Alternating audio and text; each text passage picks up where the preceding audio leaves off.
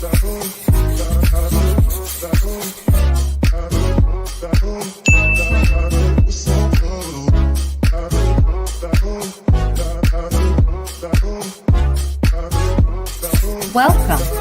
to the VLenore Show. Here we will discuss lifestyle, beauty, celebrity gossip, and current events in our own way, my way, the style. So sit back, relax, and enjoy the show.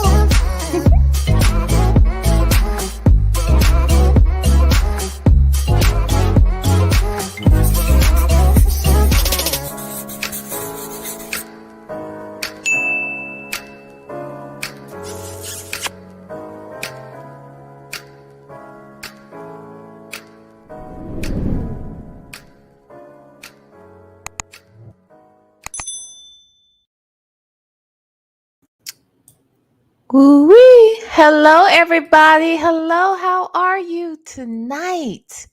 Hello, lovers. It is Friday night. It is August 21st, 2024. Welcome to the VLenore Show. I'm your host, VLenore. How about that? How are you? Look, I had a little procedure earlier today, and I am doing surprisingly well this evening. And since I felt good, I said, let me just go live, okay? Because I don't have to do anything until, let's see. I have another test at 10 a.m., okay? So that means I can sleep a little bit, all right? Haven't been sleeping well, but I think I'm going to sleep well tonight. All right. But I'm glad to kick it with all of you. Let's see who is here. We got Only Me 23, Jackson Tabasco, Susie Q, Miss Buckeye 99, Dimples Wimples 504, Lonnie is here, and Lady 747. How are you? Let's see. Is there anybody else I need to shout out? Y'all been talking before I came on here. Y'all been carrying on a good old conversation. Hey, Southside Chi-Town, how are you? Good to see you. Minding business. It's the Rocks. How are you? Thank you, everybody who is joining us on tonight. We might have a little intimate. Hey, Les Smiles. Aunt Natty, how are you? We might have, a smaller, intimate crowd tonight. I'm cool with it. Hey, Miss Boogie Down. Look, okay. Have y'all been keeping up this? Hey, Lady Shell. Hey, Fire and Ice. This whole Jennifer Williams situation, okay? I've been watching the show. Hey, Lexi. Hey, Ann Harmon. Hey, Mixtress Monica. Hey, Sherrod Newsom. Welcome. Hey, Native Tribe. Would you say this is a school night? I know. I'm sorry. You know what? Honestly, I wasn't even thinking about the day of the week. I'm sorry, y'all. It is late for a weekday, huh? Y'all, I was feeling myself, so I came live. Okay. Hey, Miss Pepsi. I just felt it. I missed it, y'all. Hey, let's talk about it all. Okay?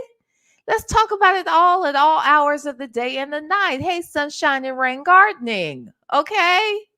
Let's just do this. Damn it. Okay, so I have been watching this Jennifer Williams situation. Jennifer Williams is a star from Basketball Wives. She was once married to Eric Williams. I guess that was his last name. Wasn't that his name? I know his name was Eric. I think he's Eric Williams, right? Anyway, he was a basketball player with a big old knot on his fucking head. Okay. Now that I do remember. Do y'all remember that?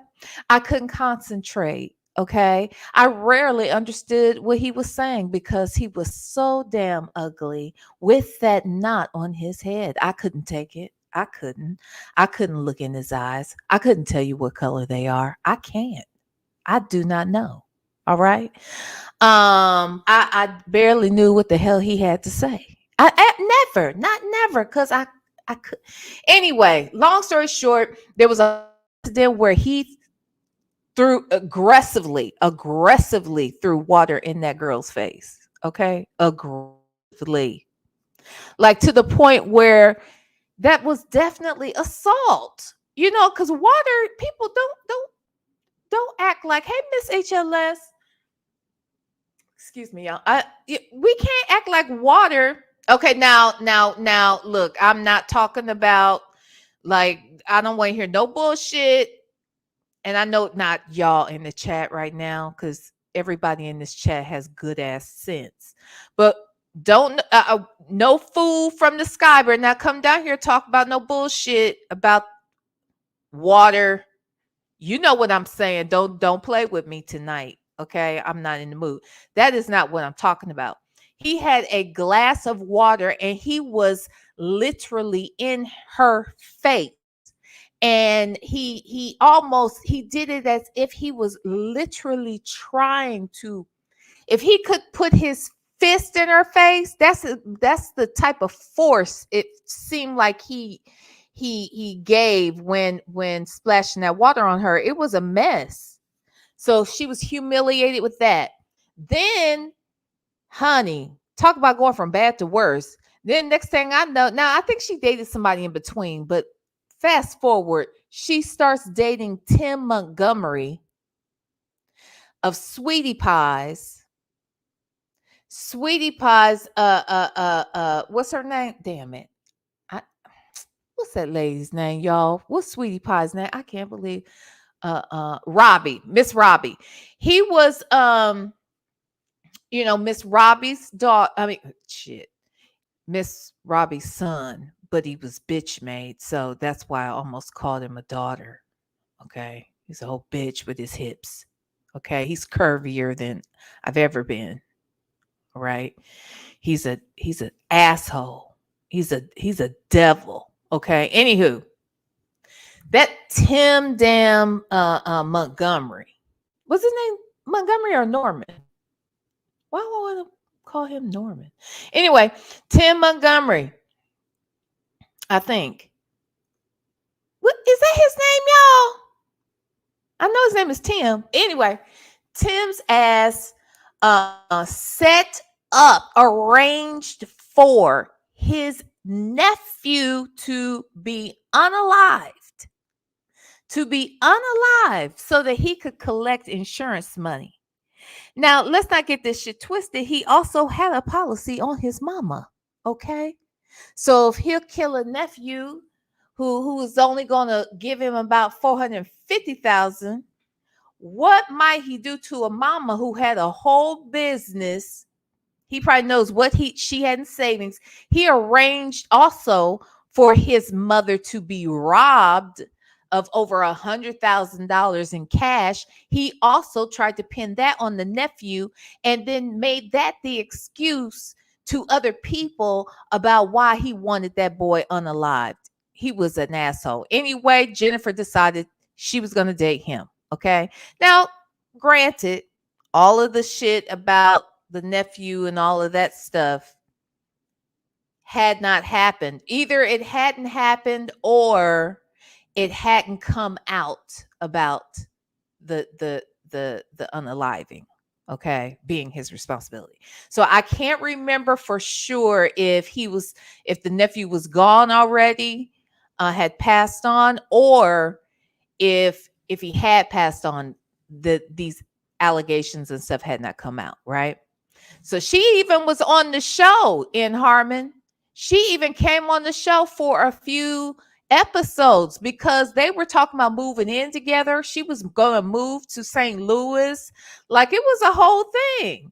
It was a trip too. I was like, what the hell?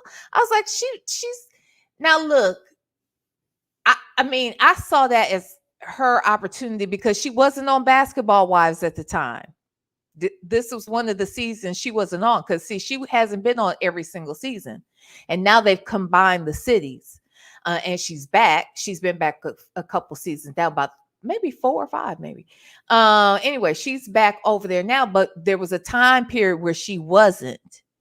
And I thought because he had a show, his show was on OWN.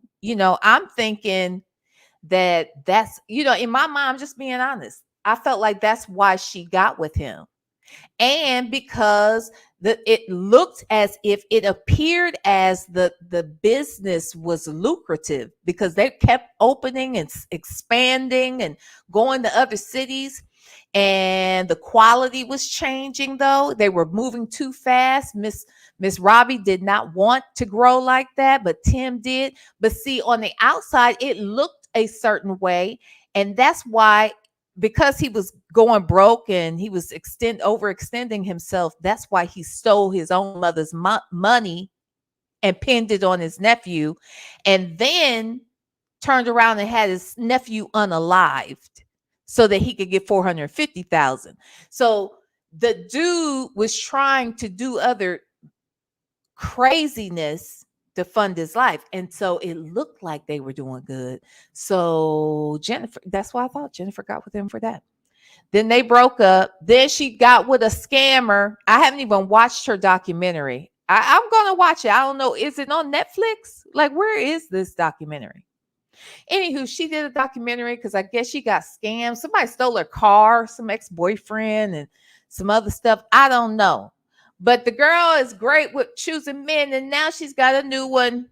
I did not know until I watched this damn interview that this little boy, which is what I thought he was 29 years old when she started dating his ass, and she was 48. I'm telling you, I would whoop these bitches' asses. I would. About my baby? These old ass heifers. This too much. This is too much. Hit the like button. Hit it. Hit it, damn it. Hit it. Okay? I'm gonna tell you what else you better do. You better share this shit. That's right.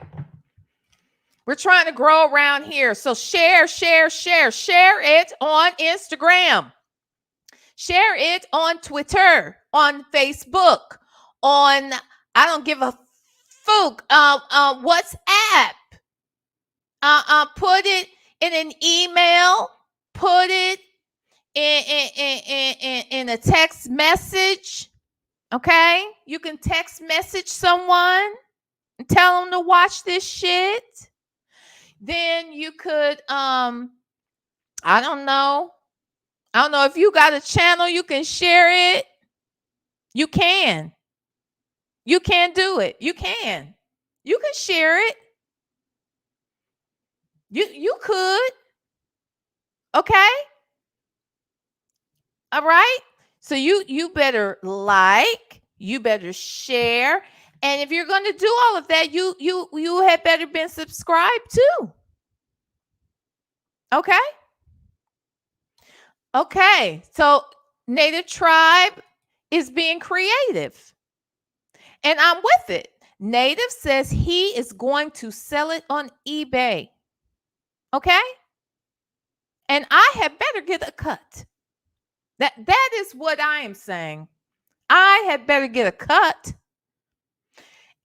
So with that said, all right, I want to give some memberships at this time. I think it is time. All right, I'm going to do this now. Right, I am going to give 5 memberships. Watch me. I am. Watch. Y'all don't believe me? Okay, watch. I'm gonna do it right this second. Watch. Don't be saying what I ain't gonna do. See, I did it. I told you I was gonna do it. I told you I did. Yep. Okay, let me see. Y'all, they say I'm corny over there on Lipstick Alley. They say VLenore is a cornball. They act like I didn't already tell y'all that. Like, I don't understand what their problem is. Like, have they been watching? Obviously not. They said that Y'all gonna go off on me because I be cussing y'all out. Hmm. Then they said that what they had said? They had said that um I'm a cornball. Y'all gonna cuss me out because I be cussing y'all out, and that I must think that's funny. I, well, sometimes I do think it's funny. Why are they haters? Oh my god. Oh my god, the haters. Huh? Now if I were Sonya, how would Sonya react to that type of criticism? Huh? That's what I want to know. Anywho, let's see who got those memberships. Let's see. Southside Chi-Town did. Yeah. Southside Chi-Town. Why is that the only? Oh, there you go. Okay, I was gonna say, is that the only one I see? Southside Chi-Town, ALS, Kittens and Caskets, K711, and the real, oh, I'm sorry, it's the real Tashi, have all been gifted memberships. That was so much fun. You know what?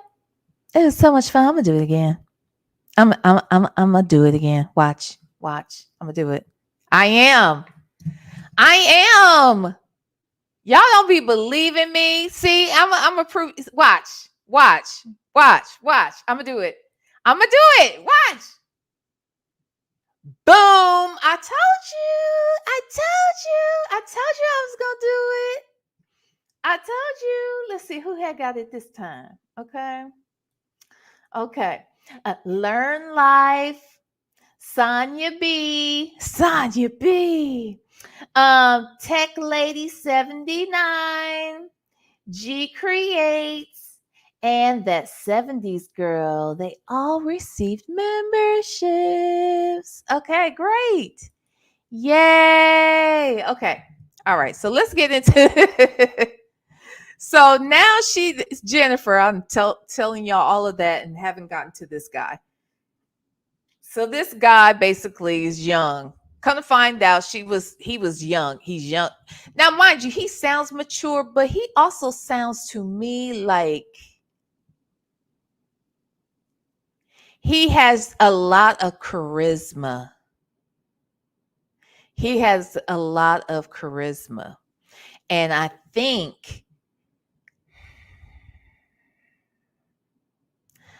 just feel a way. I told you guys that look, I'm a Pisces. I am. Pisces are very intuitive. They are. Sometimes I know shit and I can't explain how I know sometimes. Or I get a feeling like how I got that feeling about my friend Kimmy, before her passing, before even hearing that she was, in her final days or final stage. Before I even heard that, I was thinking about her. I was on here talking about her. So that was wild to me. Like those types of things happen all the time. Okay. All right. G Creates, you're very welcome. And welcome to the membership. Okay. Welcome to Club V. So yeah, so Cora, we are very intuitive, we're very passionate, we feel a lot. We wear our feelings on our sleeves. So that's why it's always funny to me when people say, because I'm very direct. I'm very direct. So when I hear people say things like, um, if I say something, people say, "Yeah, but what do you really mean?" No, I meant what I said. I exactly meant whatever you heard me say is what I meant. I didn't mean anything more or less. I say what I mean, right? And in this particular case, I feel some kind of way about this dude. Like he's a good-looking dude. He's young. He did 7 years in prison. He seems like he at least tried. I don't know. I don't know. I'm hearing things about there are rumors about him having a Ponzi scheme. He went to prison though, not for anything like that. He went to prison for what did they call it? False imprisonment. Yeah, false imprisonment. He got into a domestic dispute with an ex. Um, he didn't try to move her from place to place or room to room or anything like that, or locations or anything. So they don't call it, I guess, kidnapping there. I think, and I could have this wrong. So please forgive me if I got this wrong, but it almost seems like kidnapping is sometimes defined differently in different states. But anywho, he was charged with false imprisonment. The girl never said anything about him um being physically abusive. Like I don't believe so. I don't know about in the past, but in whatever that specific issue was, uh no, I think he was Miss Boogie Down. I think, and he breaks it down. I thought he was saying he did 7 years. He was sentenced to 10. He did 7. He came out, he did parole for 3 years. So the parole uh um basically was able to do the final 3 years in parole. But he's gonna break it down. So we're gonna get started here in a second. I heard the transcript. He did put his hands on her.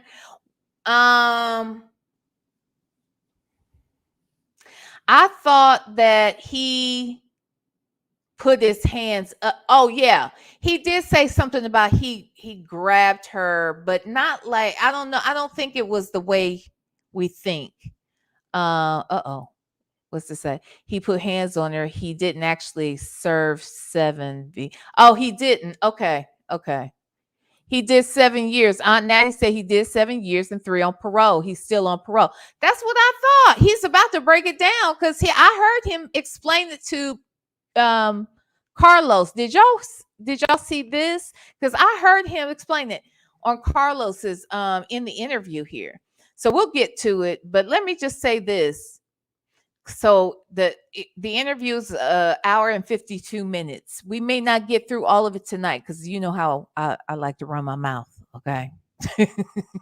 Y'all already know. So what we might need to do is like do half today and then half, you know, tomorrow or something. Okay.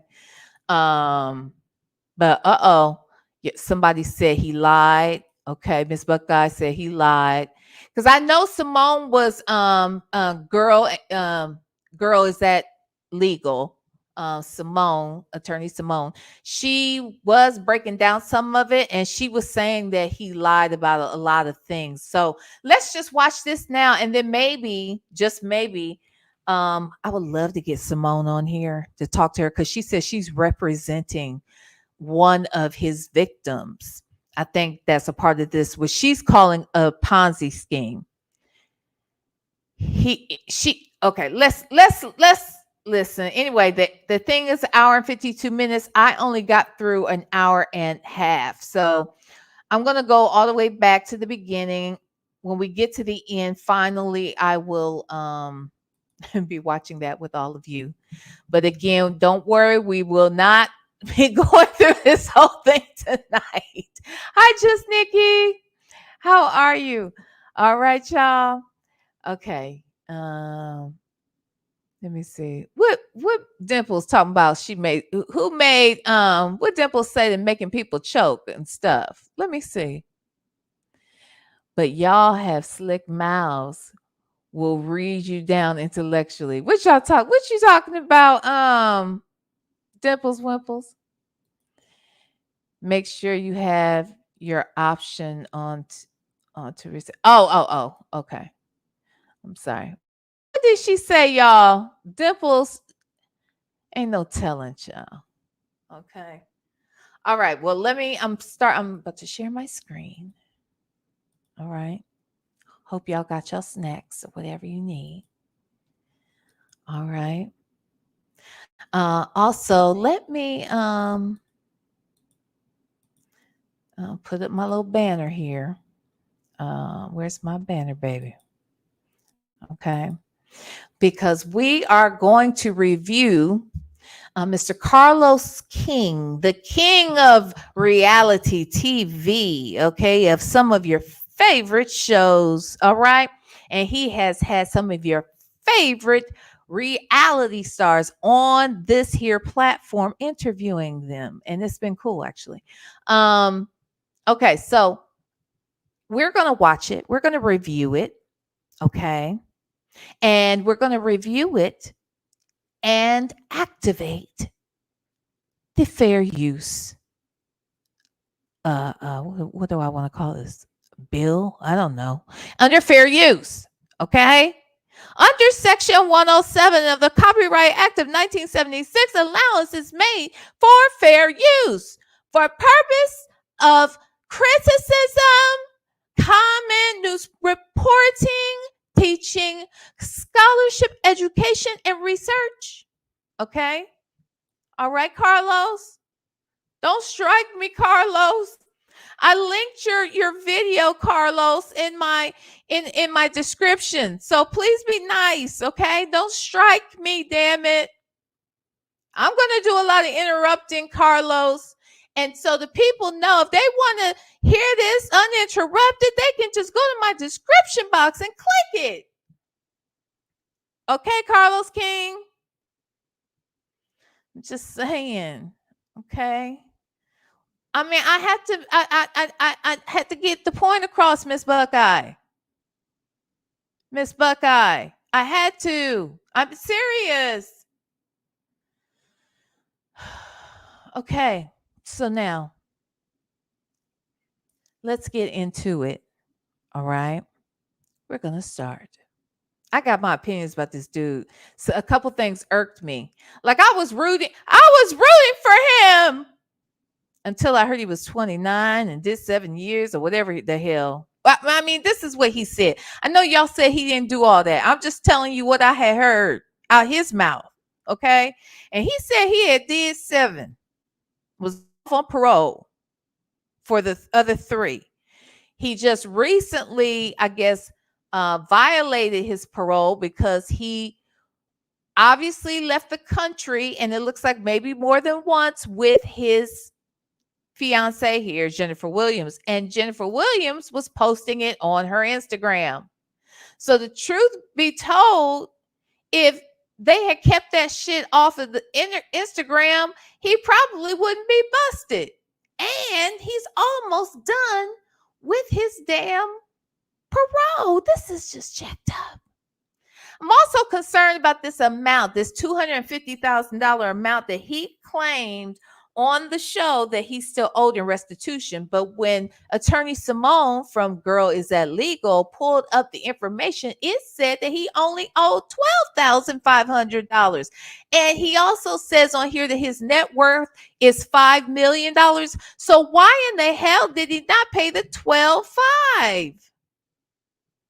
And even if it was $250,000, why wouldn't he be able to pay it?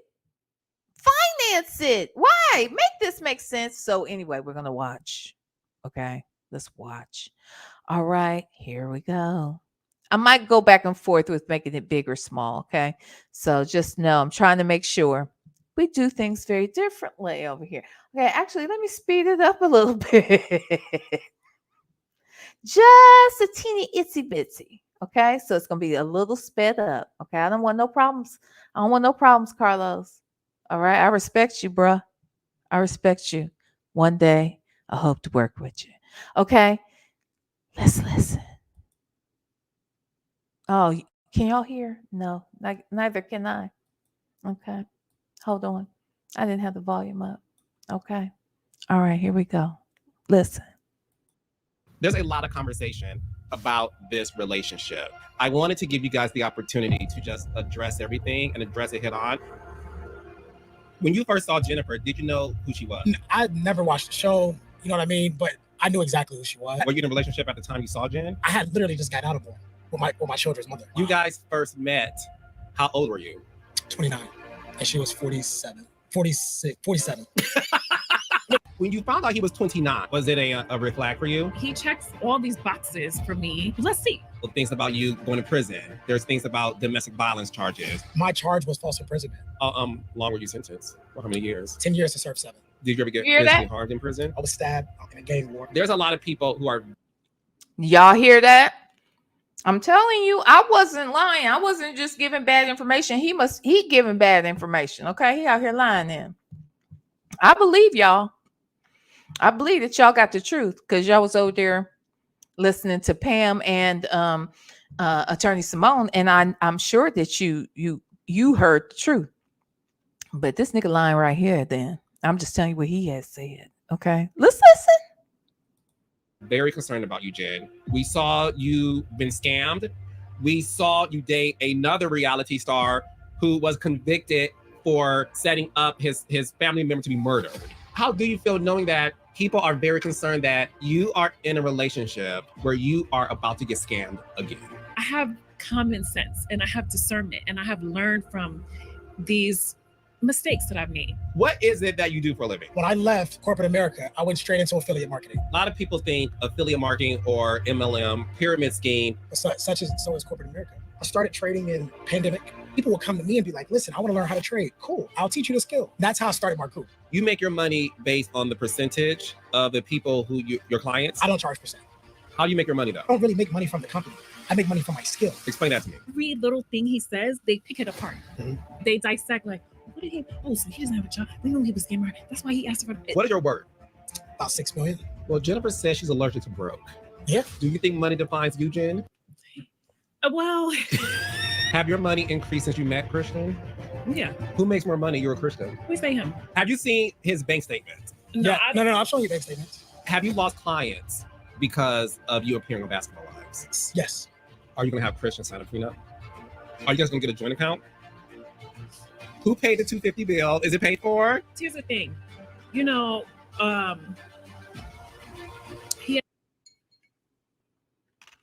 Hey, Raindrops. Now, before we get into this video, I want to talk to you about joining my All right. I'm sorry, Carlos. I'm sorry. Okay. I'm sorry, sir. I'm sorry. channel. It helps build the channel and build our community. I love it when you guys comment and post. So remember, make sure to like and subscribe to this channel. Raindrops. On today's episode of Reality with the King, I am here with the most talked about couple on reality television. And of course, I had to invite them to the couch. Give it up for my friend of almost or over 15 years, okay? And her fiance, who I just love as well. Give it up, y'all, for Jennifer Williams and Kristen Gold. How's it going? it's going good. It's going good. Thank you for having us. I finally made it. Oh, you what are you talking about? You've been on my podcast before. I know, but I haven't been on the couch. Oh, well, honey. That's I nice haven't and been on the cozy. couch, but I remember we did. Was it during COVID? Yes. Yes, because I was like, wait, I remember what I had on. I do too. I had a ponytail. I You was did. sitting in my kitchen. You were. Yeah, I remember. I'm like, no, we did something, but I Yes. haven't been to the couch. Well, thank you. And Kristen, this is your first time on the couch. How are you feeling today? I'm blessed. I'm good. I'm good. You good? Yeah, I'm glad to be here. Well, no, listen, I'm happy you two are here. I don't think a lot of people know that you and I, Jen, we're very close. I consider you one of my closest friends. We hang out. Okay, let me say this right now. You know, I'm very transparent. And I'm just going to put it out here now. I do think this guy is using her. Okay. I also think this guy is gay. I think he is. This is my opinion. I have no proof of this. I can't say for sure. I'm just giving my opinion based upon what I have seen. It screams to me. It screams LGBT, okay? It just does. Now, I want you to watch this, okay? Watch him. Listen to the things that he says, how they met. Wait, what did you say, Miss Sheila? I thought V was about to say she was dating someone the same age as Christian. Hell no, shit. No, I didn't. And won't. Okay. So anywho, wait a minute. What'd you say, Miss Buckeye? So V, you are saying he is more interested in Carlos. He more interested in what Carlos got than he is with what Jennifer has. That's just my feeling. Listen to all of the things, okay? Listen, that's why I said we're going to be watching this for a minute. Hey, 504, we're going to be watching this for a second, okay? Because I can tell we're going to be dissecting the hell out of this interview and this dude. So keep your eyes on him and listen to what he says and all of this shit, all right? Here we go. Back into it. We go have lunch. We talk about business. You are somebody who I revere as one of my babies. You know, I know people say I love all the girls, which I do, but there's a certain select few who I like in real life, like break bread with. Mm-hmm. And you are somebody who I've always broke bread with, especially like back in our days in Miami. Yes, exactly. Sorry, Christian. I mean, you know, before you. It's BC before Christian. I like that. Yeah. But no, we behaved ourselves. Yeah, no, we went to what's the one we pulled up to on the boat, babe? Sea Spice, Sea Salt. Yes. Remember we went we there? did that. We had like Sunday brunch there. Uh-huh. Yeah, we hung out. You know, we just do all that Pride 112. Mr. Child. No, we had a good time. So obviously you are a friend to the podcast, and I wanted the two of you to come on because there's a lot of conversation about this relationship. And as again, you are one of my babies. I wanted to give you guys the opportunity to just address everything and address it head on because I had a chance to meet you. We've had dinner recently. I was like, he's such a nice guy. No, you snatched the check. I went. Right. Like we supposed to be treating him. He wasn't happy about that, but we got you next time. Oh no, listen. I am a man. I'm a gentleman. So if I invite anyone out, I just feel the need to pay for it. But look, at the end of the day, we'll have more dinners. For sure. I want to talk to you two just about the biggest question that we're getting is the fact that, Jen, this is probably the first guy that we've seen you with who looks better than you. I'm teasing. I'm like, here's the thing. I think that Christian is a good-looking guy. I think he's. I'm sure he's been an adorable little boy, but has probably always been a little cutie. Okay. Probably always got a lot of attention from adults, from women, from girls, all of it. Okay. I think he knows it, and I think he uses it. And right now, even Carlos is falling for it. If you ask me, this is my opinion. This is not the diss on Carlos. I just can tell that Carlos likes him, but I almost feel like Carlos likes him because this dude is a finesser. Now, that's just my take on it, but we're going to watch, pay attention, and let's listen. Now, wait a minute. I'm teasing, Jen. That's tough. No, Jen, I'm teasing. We've seen some of your past, dates.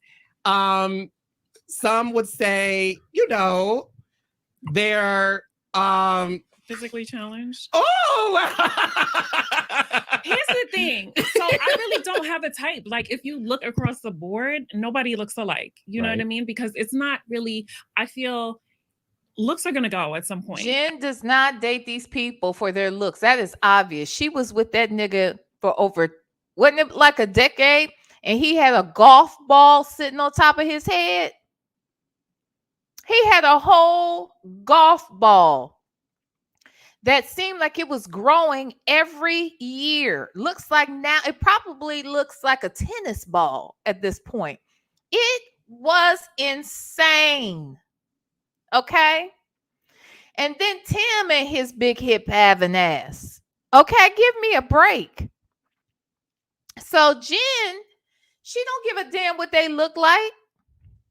She just wants to know what that bank account looked like.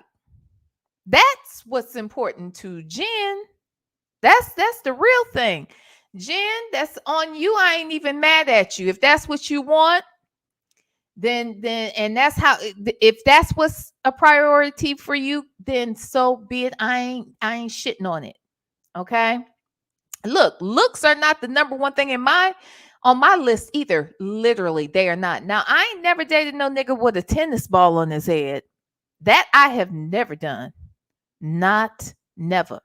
And now look, if you right now in the chat, in the clouds, in the bushes, if any of you have a golf ball on your head, I am sorry. I am not talking about you. I promise you I'm not. I really am not. High VLenore.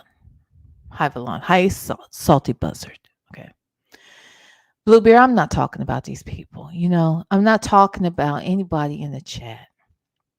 I'm talking about that ugly nigga she was married to. Okay? That Eric Williams guy. He was so hideous and an asshole. That's the other thing I have a problem with. Side note, I think ugly people should always be nice. And don't tell me they don't know they're ugly. They know.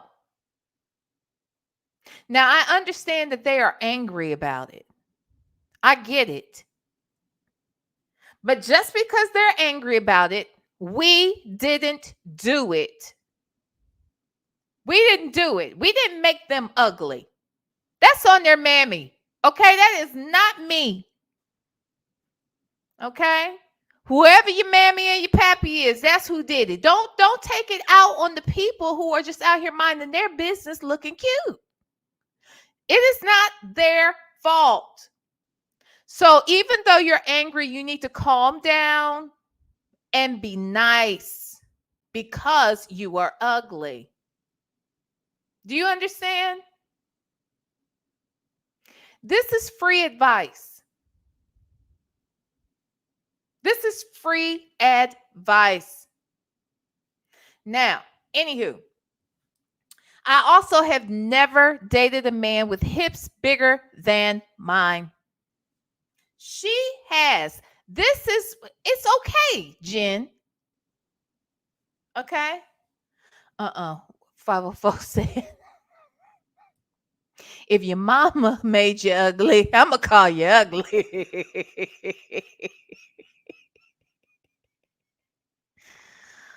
Oh, God. Wait, a lady 747 said, V, you are right. He got a football on his face now. That fool is... And Rich, why don't you go get that shit taken off the top of your head? It is insane.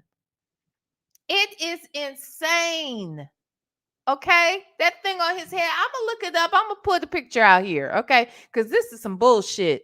It doesn't make sense. See, I would have divorced his ass because he is a fool if he thought I was ever going to wake up to some deformity like that. I'm not doing it. I am not doing it. So anywho, okay, let's listen. I mean, not mine. No, I'm just playing. But it's like it's so much bigger than that. For me, it's about a lot of things. It's energy, it's conversation, like how comfortable am I with you. So that the looks, I can look past certain things. Yeah, because we've went on tons of double dates, and I've always met the guy you were dating because you asked my opinion. It's so funny how I don't even know how that's happened, but it has happened. It has happened. So were you, Jen, surprised within yourself based on the track record that when you first laid eyes on him, were you like, ooh, attracted to him? Or what was that like when you guys first met? So when we first met, he actually had on a hoodie. Yeah. So I saw basically his face. my pajamas. Yeah. I was coming from my apartment. Right. So do you want to tell the story how we met? No, I want you to tell it. I always tell it. Okay. So I'm going to tell the short version. Okay.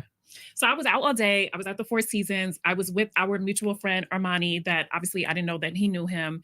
And we had, I I was there since 11 o'clock. Then I ran into somebody else. Then we went somewhere else. Armani had recently moved. 11 o'clock a.m.? Yes. Oh, you was getting in early, honey, at Four Seasons. Well, I had a meeting. So then it was like the day just progressed. And so Armani had recently moved. And I was like, oh my God, like I have never seen your place. Like, let's go, you know? So at the time, they were living in the same building. And so I don't know, we never even made it to Armani's apartment, which you met Armani. Mm-hmm. And we ended up going to the rooftop. They have a really beautiful rooftop on this building. And we were just like there. One of their other neighbors was there. And we were drinking wine. He comes off the elevator. I think you saw me before I saw you. I'm not really sure because I think my back was turned. And him and Armani spoke. So now we're just all on the rooftop drinking wine. I was like, you know, here's the thing. You see somebody attractive, you acknowledge that. And I was like, oh, you know, like obviously he's attractive. I wasn't looking at it from I might want to fuck with him. It wasn't like that, you know? Because girls know instantly, like, dude, you stand no chance. So when you first saw Christian, were you like, oh, but you know? No, I wasn't thinking that, honestly, because I was not in that headspace. Like, I wasn't in the headspace of looking for a partner, looking for a relationship. So I wasn't thinking like, oh yeah, I want to fuck him. That definitely was not my initial thoughts. We had conversation. The conversation, I was actually talking.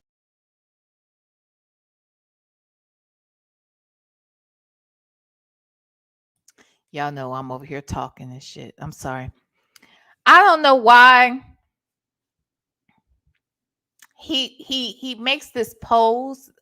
I don't think it's on purpose. I just think that the way he's sitting right now, he does that a lot throughout. And I don't care what nobody says, but it gives me feminine. It gives me feminine vibes. Then the more you learn of him and learn of his background and shit. Anyway, so let's watch. About my documentary. And so when I talk about that, I'm very vulnerable because it's something that is important to me, just even spreading the message. Like I always said, I wanted to do it to have an impact. So we were talking about the conversation, and then I don't know if it like drifted off to something else, but it's almost like all these people in the room and I'm just talking to you, but he has my energy. You know what I mean? So it was just, it was that. So then I'm kind of like, okay, that's when I was like, what's going on here? Anyway, because I had been out all day, I was like, okay, you know what? It's getting late. Like, let me go home. So when I got home, I texted Armani and what were my exact words, babe? Because you said I didn't say that. I thought I said, what's up with light skin? You know, Armani had exaggerated a little bit. Uh-huh. I think we pretty much... It was like simultaneous. Yeah. Yeah. It was like she sent the message, but I sent one. And my message was because going up to the rooftop, I was just leaving therapy. So I had my therapist come to the house that day. It was a very rough day for me. And I take therapy very serious. Mm-hmm. So after therapy, I'll make a drink and I go to the rooftop by the fire pit and reflect, right? Watch how he moves his hands. I'm sorry. But the way he tells this story, I mean, I'm not even halfway listening anymore. I'm just watching him. Y'all, just watch him a little bit. Is it me? I could be tripping. I can handle if you guys are saying, come on, V, you doing too much. Or V, yeah, that doesn't mean anything. You can say whatever you want, okay? In this instance, say whatever. But it's giving me, I don't know. Okay, let's watch, child. Let's watch. Had no intentions of meeting Jennifer. Definitely wasn't in the space to date. I was just like, work on Christian, get right, hence therapy. And once we left from having that, 3-hour long conversation, I think, all of us, I texted Armani and I said, did you see what I saw? Like, because me and Armani been knowing each other 15 years. I'm like, did you see what I saw? Did you feel the energy? He was like, I did. Come to my apartment. And at the same time, she's like, what's his story? Mm-hmm. So when you first saw Jennifer, did you know who she was? That she was the Jennifer Williams? Yeah, like I'd never watched the show, you know what I mean? But I knew exactly who she was. Okay. Okay, that's the other part right there. Now, this is going to sound crazy. And I know everybody don't know everything. And I know some people know things, others don't. I know no group of people are a monolith. So let me just say this, though. I personally, if I took Jennifer Williams's picture and name on that picture, and I showed a picture of Jennifer Williams with her name written out, it could even say basketball, VH1's Basketball Wives, Jennifer Williams, okay, on the picture. And I could show it to every single man I have ever dated in my 54 years of living. Okay. I could show her picture to all of them, and I guarantee you, excuse me, I guarantee you they wouldn't know who the hell Jennifer was. Now, I'm not trying to be funny, but yeah, I think they are in Atlanta. No, I guess they're in I take that back. They well, I think they mentioned where they are, because I know that they live part of the time in LA. I don't know where else they are.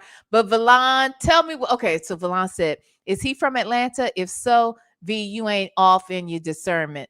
As someone who's part of the alphabet mob, my homosexual senses are tingling. Valon, I'm not even, and it's not.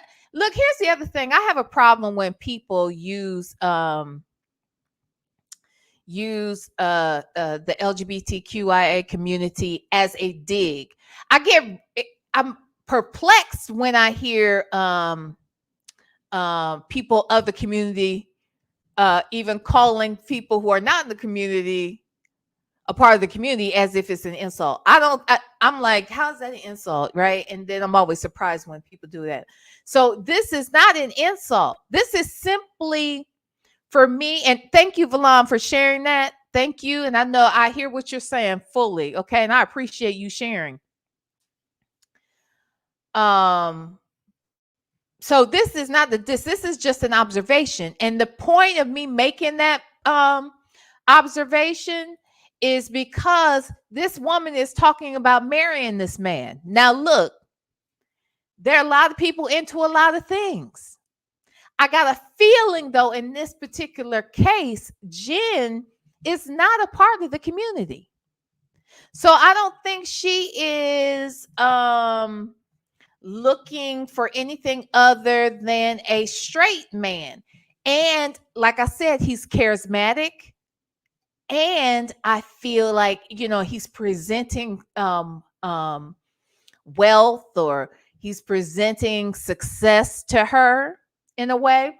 And she liked that. And then the reason why I mentioned maybe when I mentioned that she dated all these ugly mothers, I mentioned that because in this particular case, he not only checked off all her boxes, so she believed, but he was good looking. Like, I ain't never seen it with nobody who was really a looker. You know what I'm saying? Now, I'm not saying that he's because he ain't my type. Okay. He's not my type. I told y'all how I get down. Okay. Now, and I don't discriminate, within our community. I don't discriminate, but he's got too much of a pretty thing going on. It's something about his approach. It makes me think he's trying to sell me a lemon. Okay.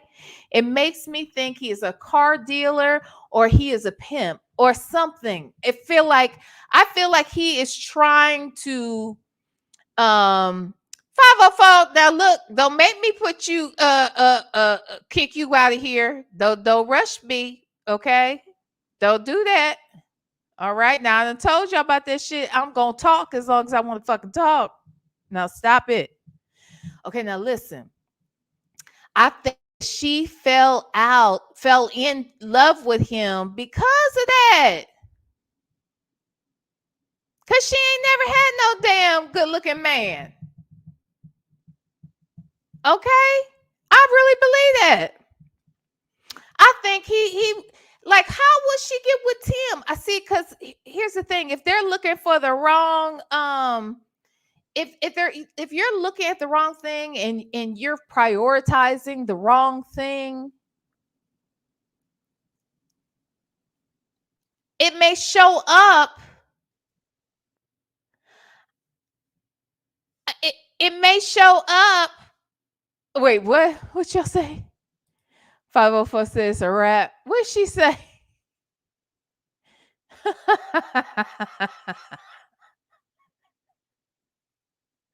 Anywho, 504, man, leave me alone. What I was gonna say, that's right, Cora. Tim was a damn unaliver. It's just the way she picked people because she prioritizes the wrong thing. So all this other bullshit comes with it. She said, I ain't said nothing. Why they say you said it was a rap 504. Listen. Okay, listen. But you see what I'm saying? I think that he really got over on her. But then, okay, so I'm a press play, damn it. All right, I'm about to press play. Okay, 504. All right. Okay, I'm about to press it. Let's listen to this bullshit. Okay. I kind of feel sorry for Jen, but okay, let's listen. And what was your, prior to that 3-hour conversation, did you have a perception of who Jennifer was? Like, is she this, like, you know, bougie woman? Is she in a relationship? She's been, like, did you have any preconceived notions about Jen? No, I oh, and let me just finish my other point.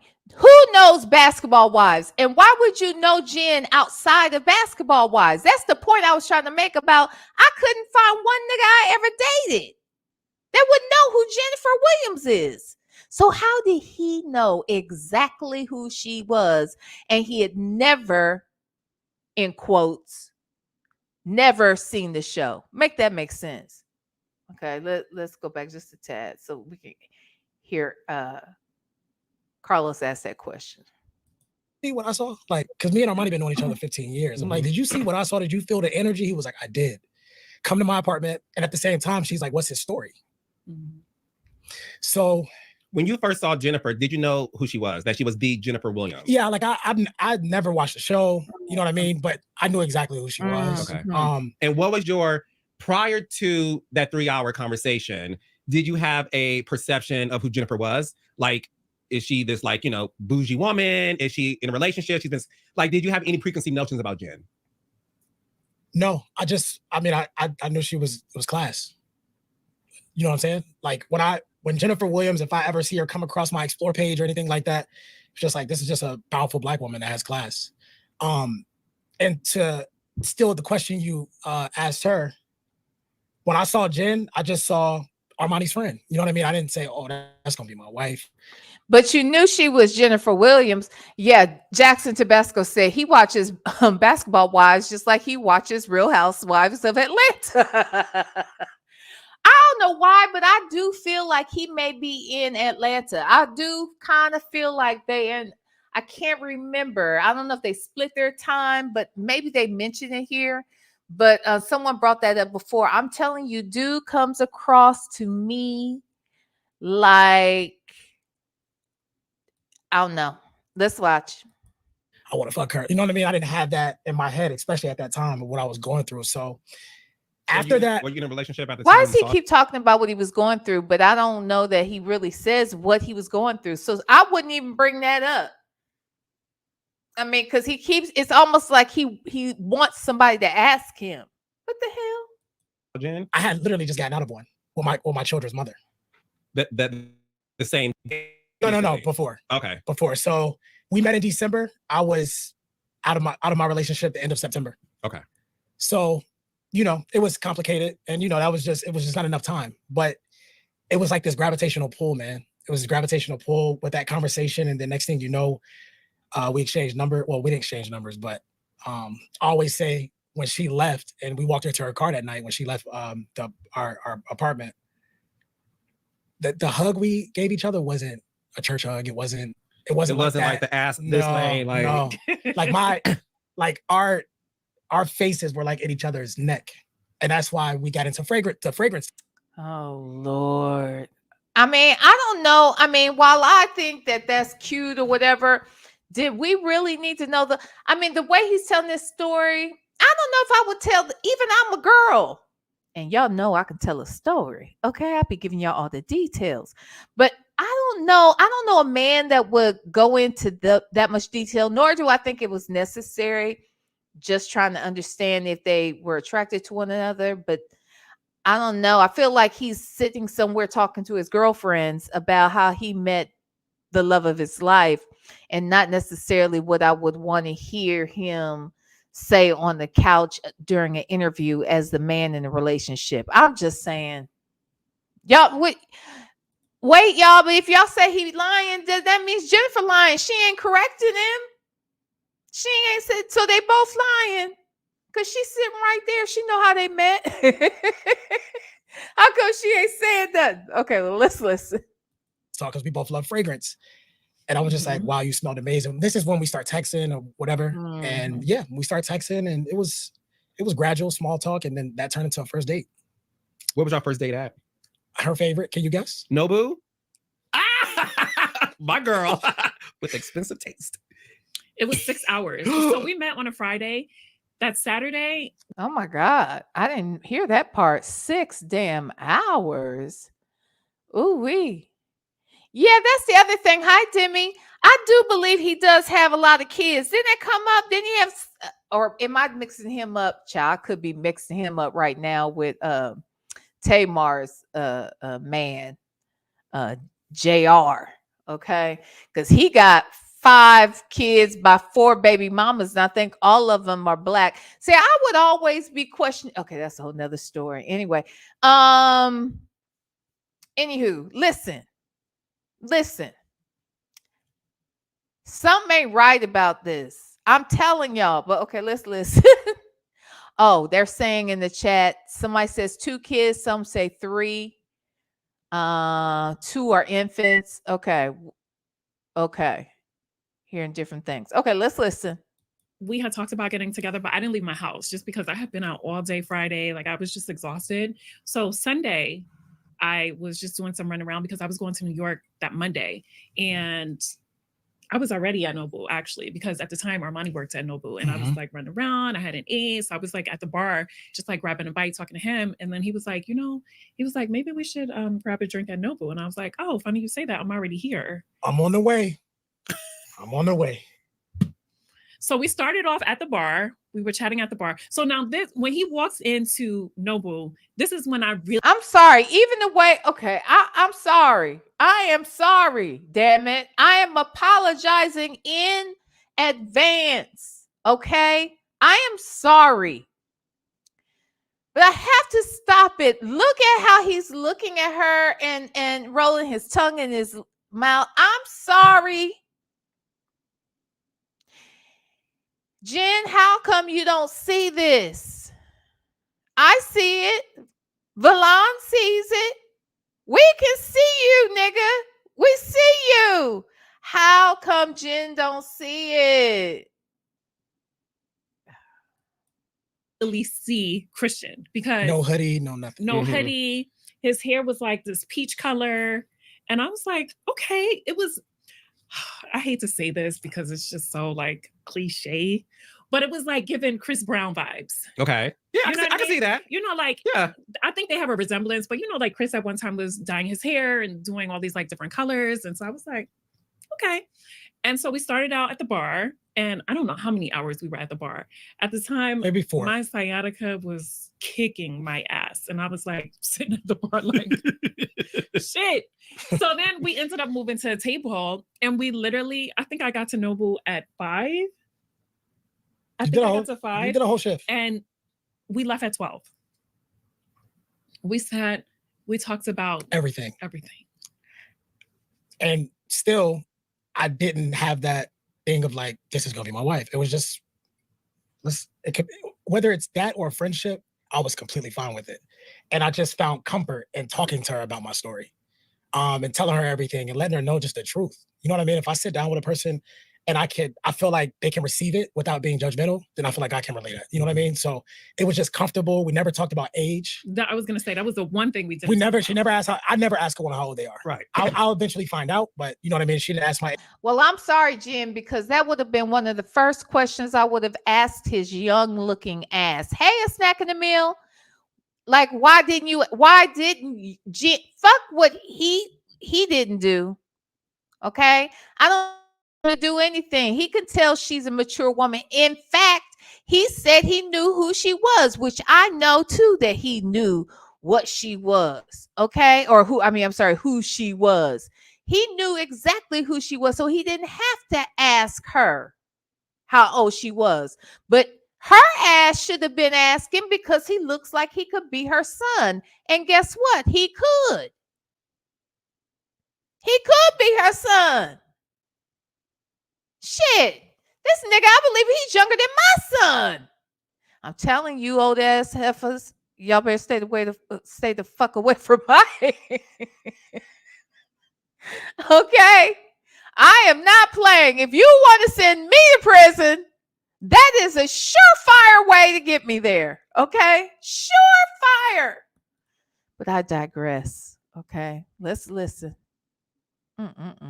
Age literally was just organic conversation. We talked about everything. It was never silence, awkward.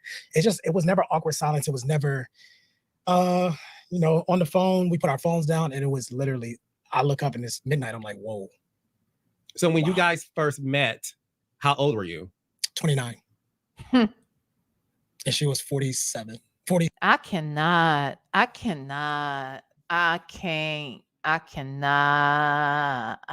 20 fucking 9. Are you kidding me? Look, when I was 36, 35, 30, I was 35, 36 when I met a guy. I ended up dating him for 4 years.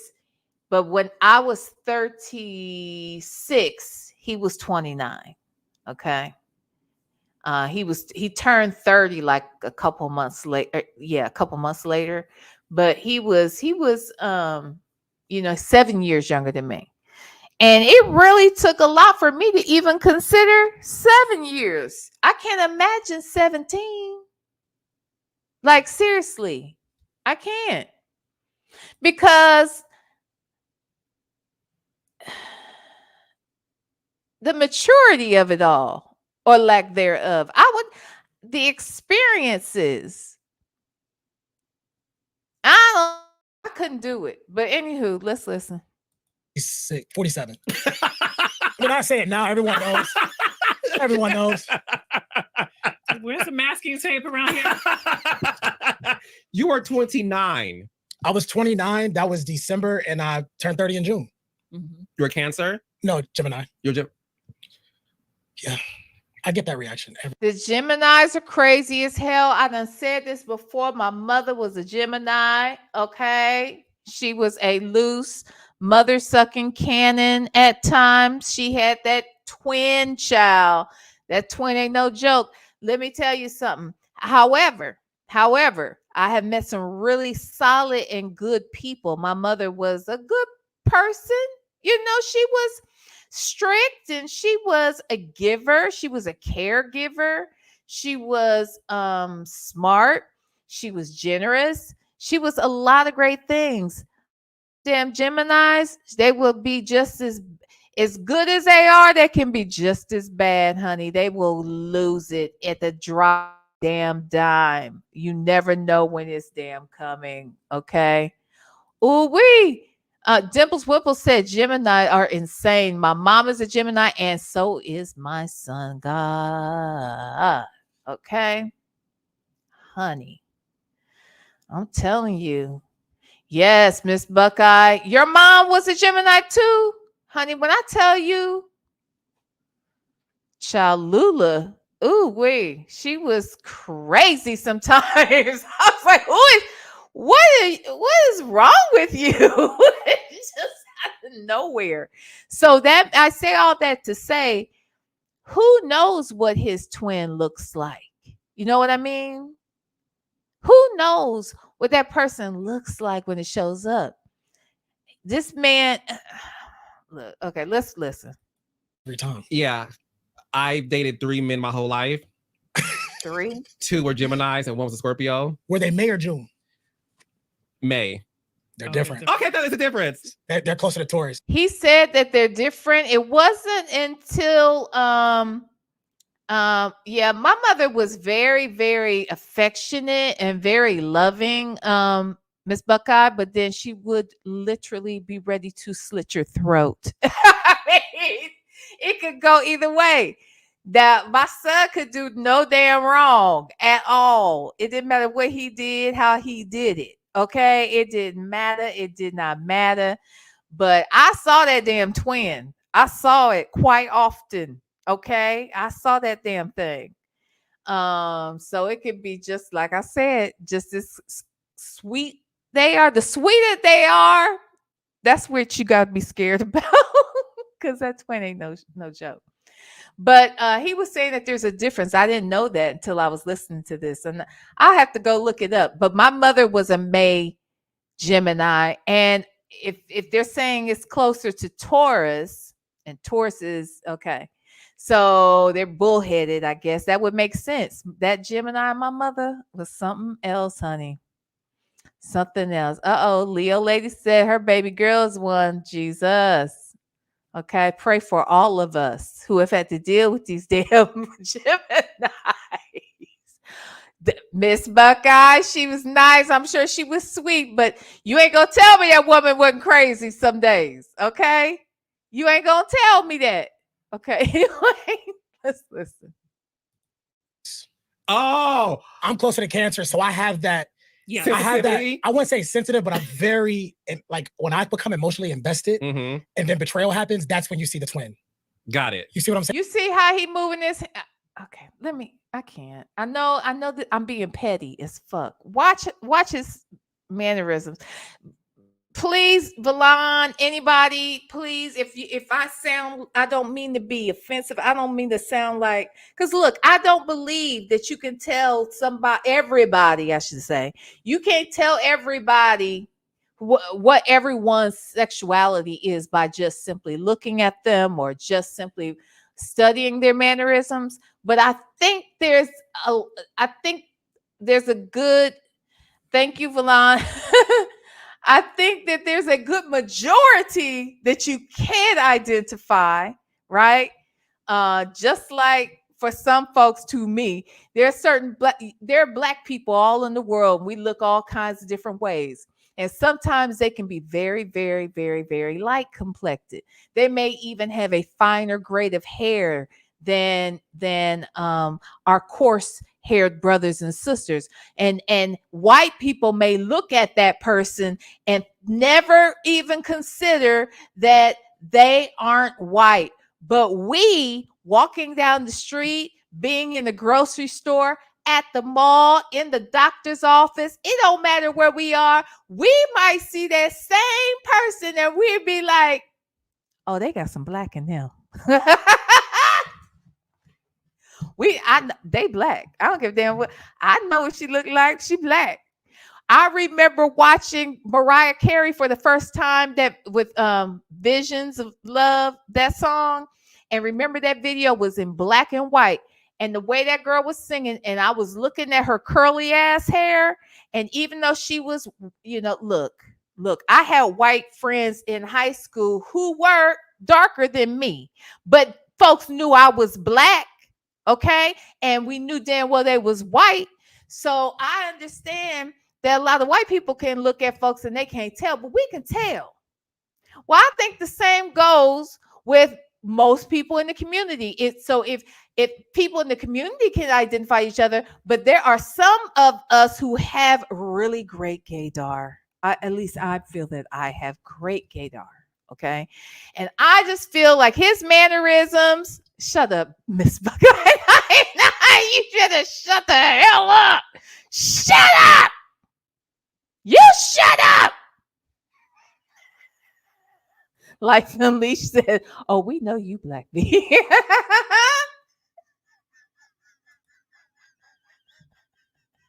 V, you have a black ass mouth.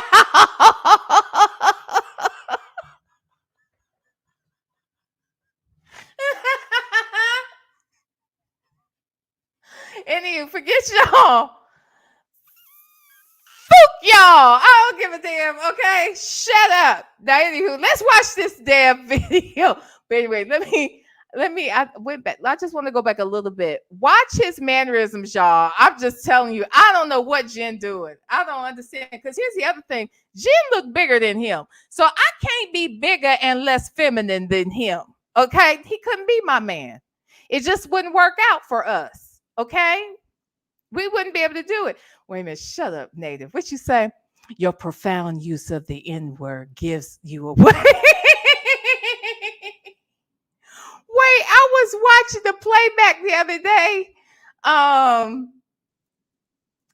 Oh, it was a video I did when I went to see Karen White earlier that day. I was watching that playback, and Dimples Whipples was in the chat because I said something about, I know I told y'all about how I used to talk to my daddy when I was a baby, right? And when I said that, Dimples Whipples dropped in the chat and said, I hollered. Okay. Dimples Whipples dropped in the chat, V, the cussing fetus. I was like, oh my God. Not the cussing fetus, heifer. Anywho, listen. But what I'm saying is, yeah, don't he look? Oh, yeah, my goodness, he's small. So that's what I'm saying. You can't be smaller and feminine. That's not going to work for me. It just will not work. So anyway, watch this dude. Watch him. Think of like, this is going to be my wife. It was just, whether it's that or a friendship, I was completely fine with it. I just found comfort in talking to her about my story, and telling her everything and letting her know just the truth. You know what I mean? If I sit down with a person and I feel like they can receive it without being judgmental, then I feel like I can relate it. You know what I mean? So it was just comfortable. We never talked about age. I was going to say, that was the one thing we did. She never asked I never asked her how old they are. Right. I'll eventually find out, but you know what I mean? She didn't ask my age. It literally was just organic conversation. We talked about everything. It was never silence, awkward. It was never awkward silence. It was never, on the phone, we put our phones down, and it was literally, I look up and it's midnight. I'm like, whoa. So when you guys first met, how old were you? 29. Okay, watch the mannerisms after this. And she was 47. 46. Watch how he's holding his head. When I say it now, everyone knows. Everyone knows.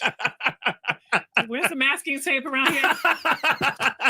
You are 29. I was 29. That was December, and I turned 30 in June. Mm-hmm. You're a Cancer? No, Gemini. You're Gemini. Yeah. I get that reaction every time. Yeah. I've dated 3 men my whole life. 2 were Geminis and 1 was a Scorpio. Were they May or June? May. They're different. Okay, that is a difference. They're closer to Taurus. Oh. I'm closer to Cancer, so I have that. Yeah, I have that. I wouldn't say sensitive, but I'm very, like, when I become emotionally invested, and then betrayal happens, that's when you see the twin. Got it. You see what I'm saying? Because I'm super loyal. Like, if I don't step out, I'm sorry. Watch the that's, okay? Oh, Gemini. You're Gemini. It's all in the that's. Yeah. I get that reaction every time. Yeah. I've dated 3 men my whole life. 2 were Geminis and 1 was a Scorpio. Were they May or June? May. They're different. Okay, that is a difference. They're closer to Taurus. Oh. I'm closer to Cancer, so I have that. Yeah, I have that. I wouldn't say sensitive, but I'm very, like, when I become emotionally invested, and then betrayal happens, that's when you see the twin. That's when got it. You see what I'm saying? Because I'm super loyal. Like, if I don't step out, when I'm with you, I'm a ride for you. Whether you fall to your face or you're at the top, I'm a ride. And I just can't take betrayal. And keep that tongue in your mouth. You found out he was 29. So let me tell you, I didn't know. So I'm in New York, living my best life. I'm at Zero Bond. I'm with my best friend Joy. I'm like, I met this guy. First of all, let's stop you. Just so y'all know, the Jennifer Williams only partakes in fancy locations. I just need y'all to know that. So when she says Zero Bond, I know that you guys are like, what is that? Can you explain to the world what Zero Bond is, please, Jennifer Williams? So Zero Bond is almost like Soho House, but it's a little more elite than Soho House, and it's members only. Hey, Sam, I think the membership is like 10,000. I think it's 10,000 a year, and then it's whatever a month. Listen, it's my best friend Joy. I don't live in New York, but we like exclusive things. So this really, That's what zero bond is. And I'm telling her, like, oh, I met this guy. He's amazing. And she's the first one that asked me, how old is he? And I said, oh, bitch, I don't even know. I said, let me call Armani. I said, we didn't talk about that. So you're not supposed to be on the phone there either. So Ooh, is that exclusive? Yes. But you're not supposed to be on the phone at Soho House either. Okay. It's just like you're supposed to. How does Jen make her money? I understand she's on this showdown. I know back in the day when she was trying to do her lip glosses, and I know she just recently did a documentary, but what else does she do for money? I'm just wondering.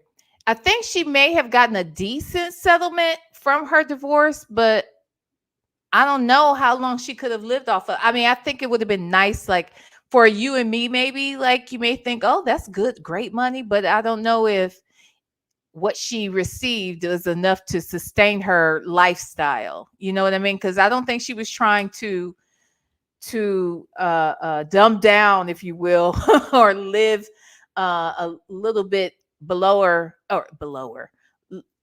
under her normal lifestyle experience. You know what I mean? But anywho, let's listen, child. To just network and enjoy the moment. So I'm like, got my earpiece, like, hey. Okay, so she does have a hair company. Is it doing well, Elle? Do you know? Like, I never hear anybody saying they're wearing some Jennifer Williams hair. What's the name of it? I don't know, not one person. So who buying this hair? Child. Okay, let's listen. How old is Christian? 55. He's like, I think he's younger than me. And I'm like, well, how old are you? And I'm like thinking, like, I know he turned 30 something like a couple of years ago. And I want to say at the time, maybe he was like 31. And I'm like, now wait a minute. He'll be 34, 33 this year. Right. Yeah. So I'm like, wait, what do you mean? He's like, let me check Facebook. I'm like, oh my God.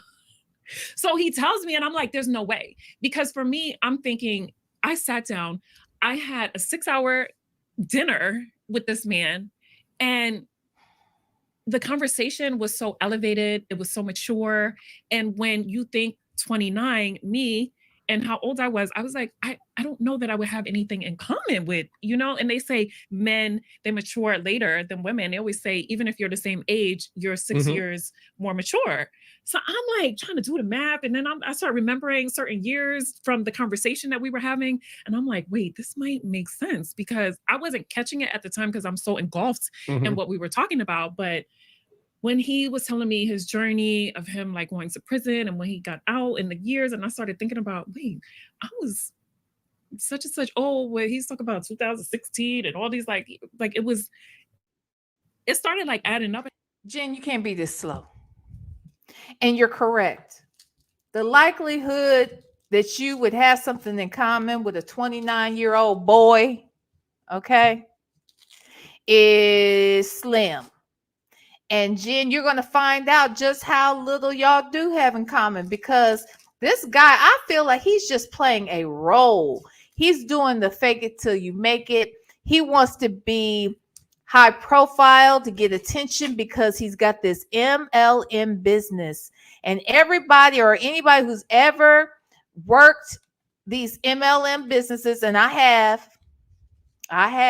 more than one. The idea is the person who's most popular, the person who brings in the most people, that's who's going to make the most money, right? And I'm not mad at that. But anybody who's done that kind of work, or been a part of those businesses, that if you could bring in a celebrity or be close to a celebrity or make yourself seen in certain circles. Now this dude is on TV. Yeah, that's going to grow his business. That's going to grow the people that will come to him. That is why he is using her, in my opinion. This is all allegedly. This is just my opinion on the matter. But I do believe that this man is using her to grow his business. So he is a chameleon. He will do whatever he needs to do so that he can attract what he wants, so that he can make the money. And if it wasn't Jen, it would be somebody else. You know what I'm saying? And if that person was unlike Jen, he would be just like them. That is just what I get from this. I don't know this man at all, but that is what the hell I get from him. So let's listen. And I'm like, damn, I couldn't really like correlate that he was that age and he was so mature. Mm-hmm. So that I was like, that was so puzzling for me. Was it a red flag for you? It wasn't a red flag because here's the thing. This is what I always say. That's a red flag. It's a red flag for me, Jen, that you didn't see that was a red flag. He is 29 years old, ma'am. If you don't sit your old ass down somewhere and find a grown ass adult to date, child. Let's listen. For me, I have, everybody has their prayer. I pray for things, right? I never said, oh, let him be such and such old. And I always say, you have to really be into what God sent you, right? And people think it's supposed to come like wrapped up in this perfect package and you're supposed to get everything that you ask for. And I'm not saying you need to settle, but that wasn't one of my qualifications. They need to be a certain age. So I'm like, wow, he checks all these boxes for me. Let's see. Why not explore it? Because I'm a firm believer and you have to try it to know if you love it or hate it. Oh, Lord. So what was it about Christian that you were so engulfed in? Like, what were some of the things that you learned about him during that conversation, or just like the vibe that you were feeling to where you were like, this guy definitely has my attention? So for me, I'm very big on conversation. If you can hold my attention, and I also pay attention to how I feel, right? How comfortable I am. And he made me so comfortable. It was like, like me talking to you or my best friend Joy. It was effortless. And so that was one of the things that definitely caught my attention. Like, wow, I could just like sit and have a conversation. And I'm very big into communication. And then I loved how he was so transparent about his story and what he had gone through. And I'm so into storytelling because, I'm a producer. So I love that his story was so compelling to me, right? But again, it was okay. So that's her business. She's a producer. That's right. She was doing some film. Wasn't she trying to produce a film last year? And Jackie Christie was supposed to be in the movie. And where did that movie go? Did it happen? Like, anyway, let's listen. Just comfortable. I didn't know where it was going to go. Again, I was like going to New York. And I don't know when we saw each other when I got back from New York. I think I went somewhere else after that. You went to St. Louis. Right. And then we didn't see each other maybe for 10 days. But we were still like in communication.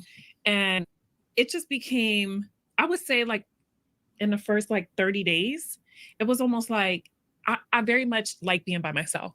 Like I'm a me person. I can go eat by myself. Like I don't need someone there. We would be together. We would leave each other and it would almost be like, where, like, I missed his presence. So it became where,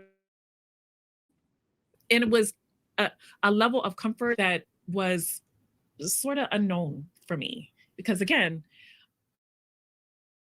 I don't mind being with someone, but like when I'm ready to go, I'm ready to go. I didn't experience that with him. So, Kristen, I want to have the opportunity to talk about your story because there's a lot of things out there about you, and I'm sure you read some of that. There's, things about you going to prison, your career, or you're a scammer. There's tons of things that are being attached to you. So I want you to have the opportunity to tell people, like, where are you from? Were you born and raised in Atlanta? Are you from another state? Okay, yeah. So they are in Atlanta. See, and that's why, anyway, let's listen. I knew that I had heard Atlanta at some point too. So, yep. New York and raised here all my life. Single mom or both Single parents? Single mom. My dad, love my father. And every child wants their parents to be together, but they co-parented very well. But I give credit to my mother, and that's the reason why my mother, and she loves Jennifer. That woman taught me how to treat and respect a woman, because I watched my mother be verbally abused. Verbal abuse is just as bad as physical abuse. You know what I mean? So yeah, that correlated to as I became a man, and I've been through some toxic relationships. You know what I mean? And being young, being dumb, being stupid, what I think is love really wasn't love at that time. But, God takes us through, certain paths and situations to land us. Oh, if he starts talking about Job, I'm going to throw this computer out the window. Okay? I am. All right? Don't bring God in this. Don't bring the Bible in this. Let's listen.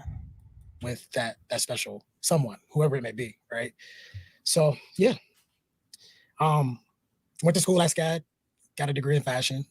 So, like I said, I've spent all my life in Atlanta. I know I can't judge him because he got his degree in fashion. A lot of straight men get their degrees in fashion. I'm just saying that this is a coincidence. Don't you? A coincidence? What people be saying? I say coincidence, okay? And I don't believe in them. All right. I do not believe in coincidence or whatever they say. All right. I didn't know that he was from Atlanta when I first saw this. Homie is gay, y'all. I don't care. This is my take. Allegedly. Okay.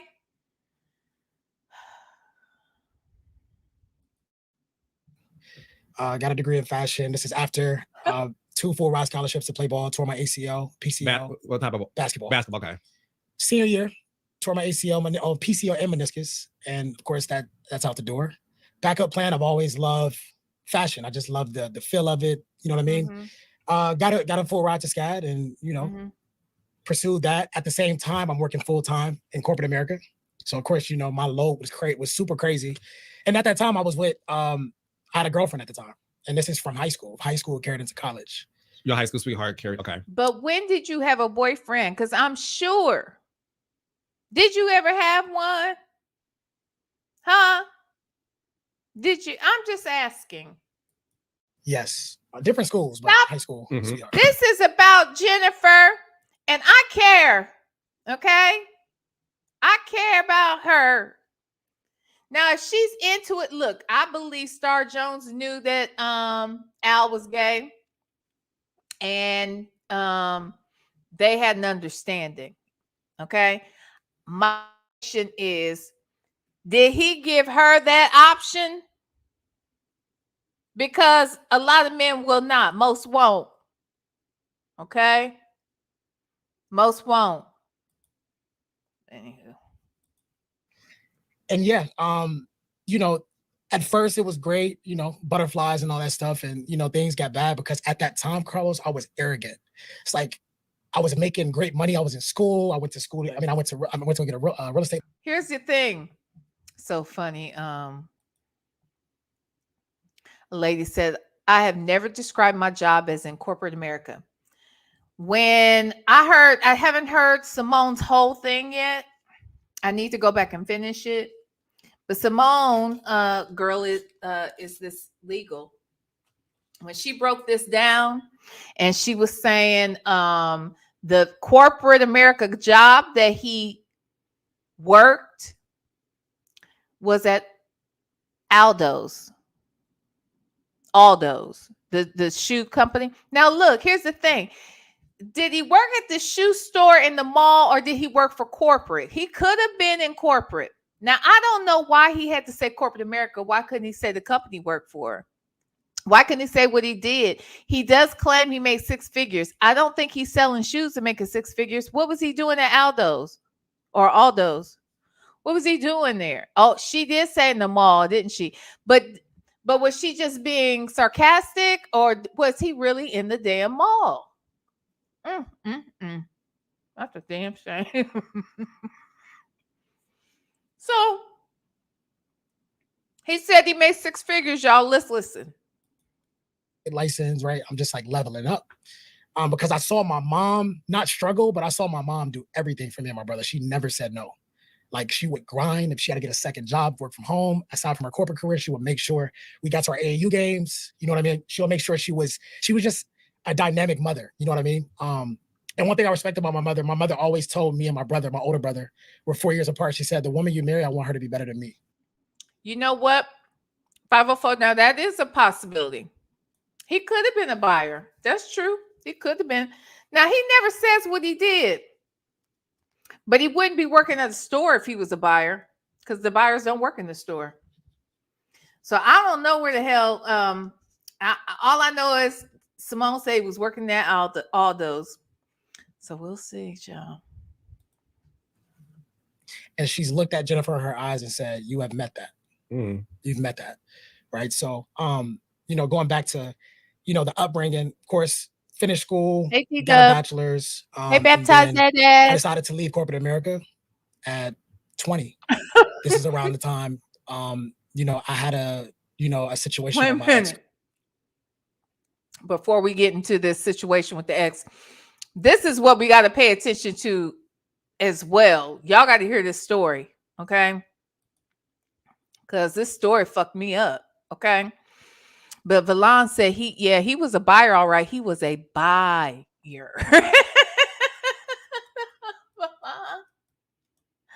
Hilarious. Okay, let's listen, y'all. This story gets crazy. Girlfriend at the time. And like I said, at that time, I do admit and I'm accountable for my arrogance, right?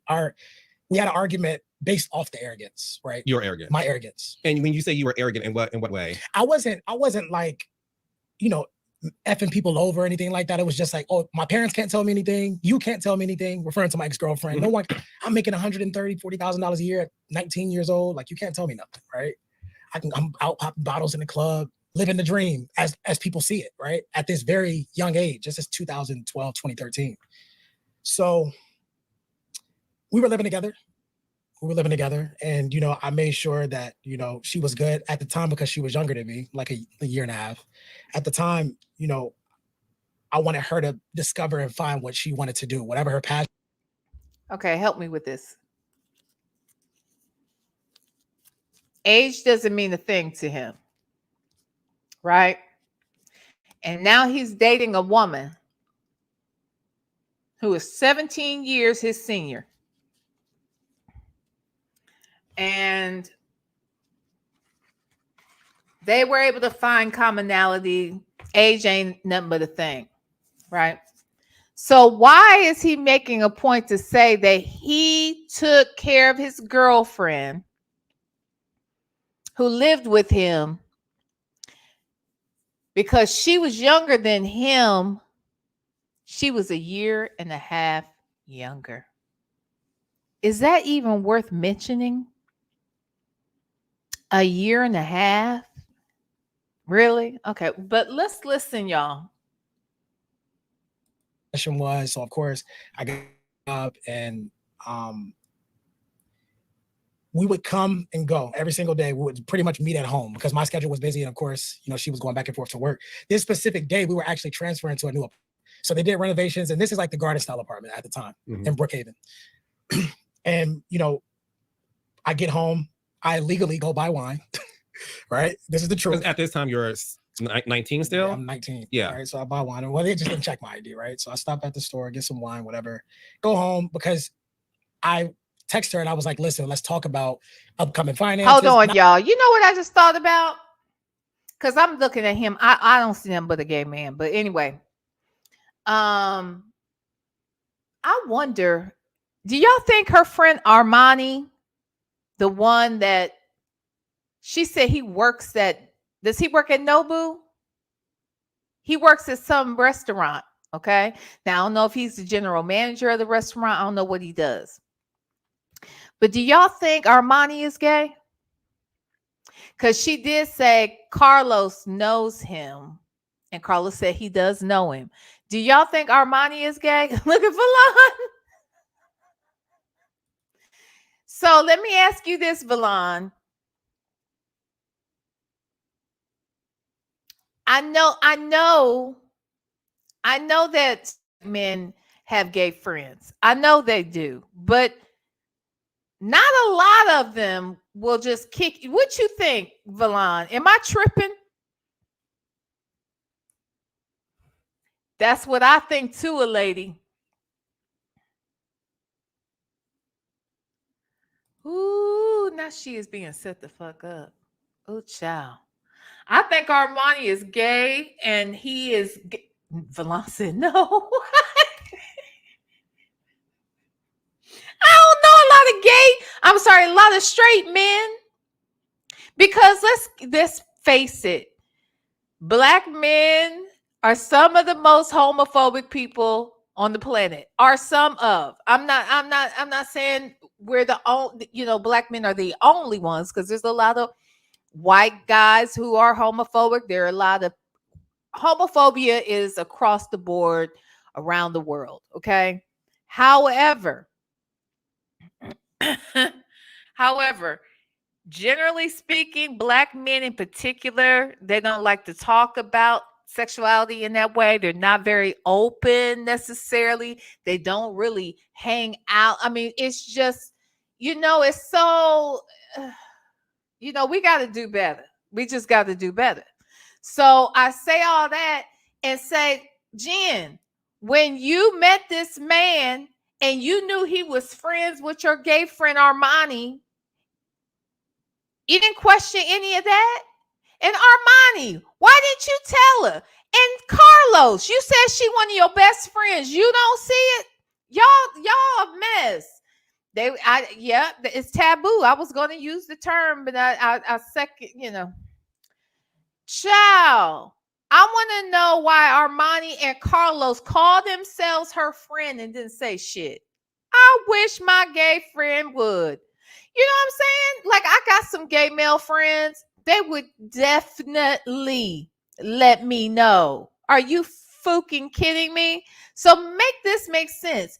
I feel like y'all saying Carlos look bored. I think Carlos has a little crushy crush. If you ask me, I think Carlos got a little crush. I think Carlos sees him as a cutie pie. That's why he outright said, the man look better than you, Jen. I wish a nigga would. Okay? You ain't gonna never be confused. Okay? I'm always gonna be prettier than my nigga. Always. Okay? So I don't know what's wrong with Jen, and I don't know what's wrong with Jen's damn friend. So, okay? I don't get it. But here we go. Let's listen.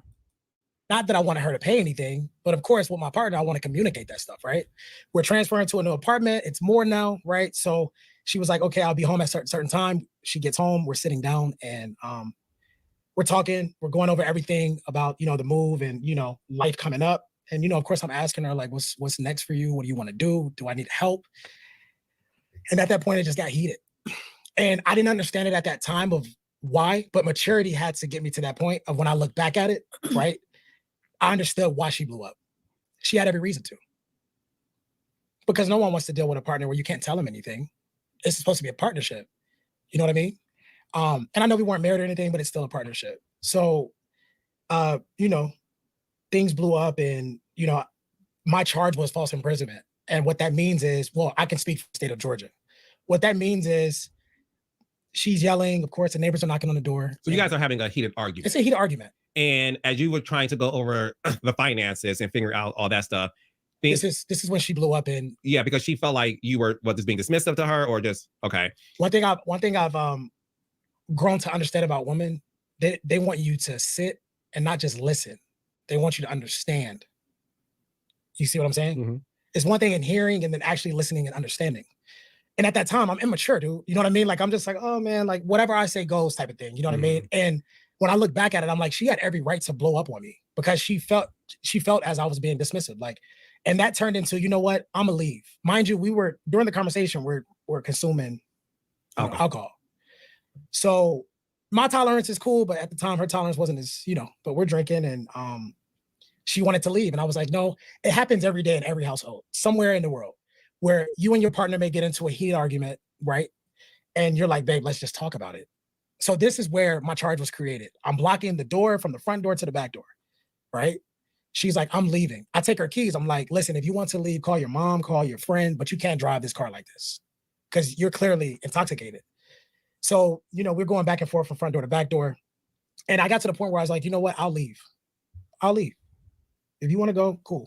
I still have the keys, but I'm leaving. I pack a bag. At that point, she doesn't leave the apartment, right? And I call my cousin. I say, I need you to come get me, before it gets, escalates to a crazy situation. He came and got me, and the next morning I make a call, no answer. I make a call to her mother. She answered and she let me know that she was in the hospital from a jump off the balcony. So a garden style apartment I'm on the 3rd floor, but at these actually had garages underneath. So it's equivalent to like the 4th floor. Because you know what I mean? She jumped off the 3rd floor balcony. Off the 3rd floor. Was she trying to commit suicide? I believe, I don't want to put those words in her mouth, but I believe so. Why else would first of all, she's on the 3rd floor and she's trying to jump out of a window. Now he's not present, right? So he wasn't there when it happened, but she jumped out of the window. No one's chasing her. No one's, invaded her home. So she jumps out of a window, but she jumps off the 3rd floor. And we'll hear the rest in a second. When you were holding the door, did you like hold? Here's the thing though, that's what I'm so confused, because he just said he called and found out that yeah, that's what I just said. What did I say? Yeah, he jumped off the 3rd floor balcony, right? So here's the thing. He's saying that they had this argument. He called his cousin. The cousin came to get him. And then isn't he saying that like the next day he calls the mom and the mom tells him that she's in the hospital? Like, let's go back a little bit, because I feel like he jumped to that. And I'm like, well, wait a minute. What would make her jump out the window? So let's listen. This is where my charge was created. I'm blocking the door from the front door to the back. Wait a minute. Let me go back just a little bit. And I look back at it, right? I understood why she blew up. She had every reason to. Because no one wants to deal with a partner where you can't tell them anything. It's supposed to be a partnership.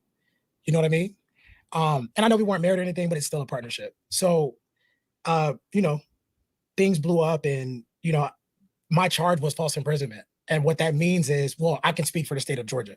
What that means is she's yelling. Of course, the neighbors are knocking on the door. So you guys are having a heated argument. It's a heated argument. And as you were trying to go over the finances and figure out all that stuff, this is when she blew up. And yeah, because she felt like you were just being dismissive to her, or just okay. One thing I've grown to understand about women, they want you to sit and not just listen. They want you to understand. You see what I'm saying? Mm-hmm. It's one thing in hearing and then actually listening and understanding. And the other thing that kind of bugs me with him is that he thinks he's being so deep. Is it just me? If it comes across like he's telling y'all something, us something that he thinks is profound, but I just think it's some common ass shit that we should all know. I mean, I don't know. I could be tripping, but that's what he's giving. Anywho.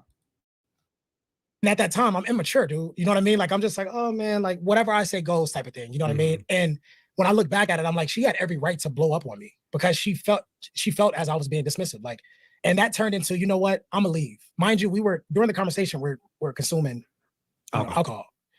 So my tolerance is cool, but at the time her tolerance wasn't as, but we're drinking, and she wanted to leave. And I was like, no, it happens every day in every household, somewhere in the world, where you and your partner may get into a heated argument, right?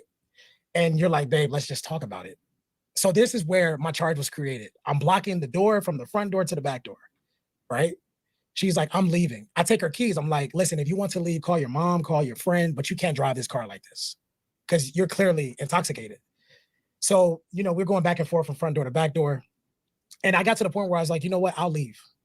If you want to go, cool. I still have the keys, but I'm leaving. I pack a bag. At that point, she doesn't leave the apartment, right?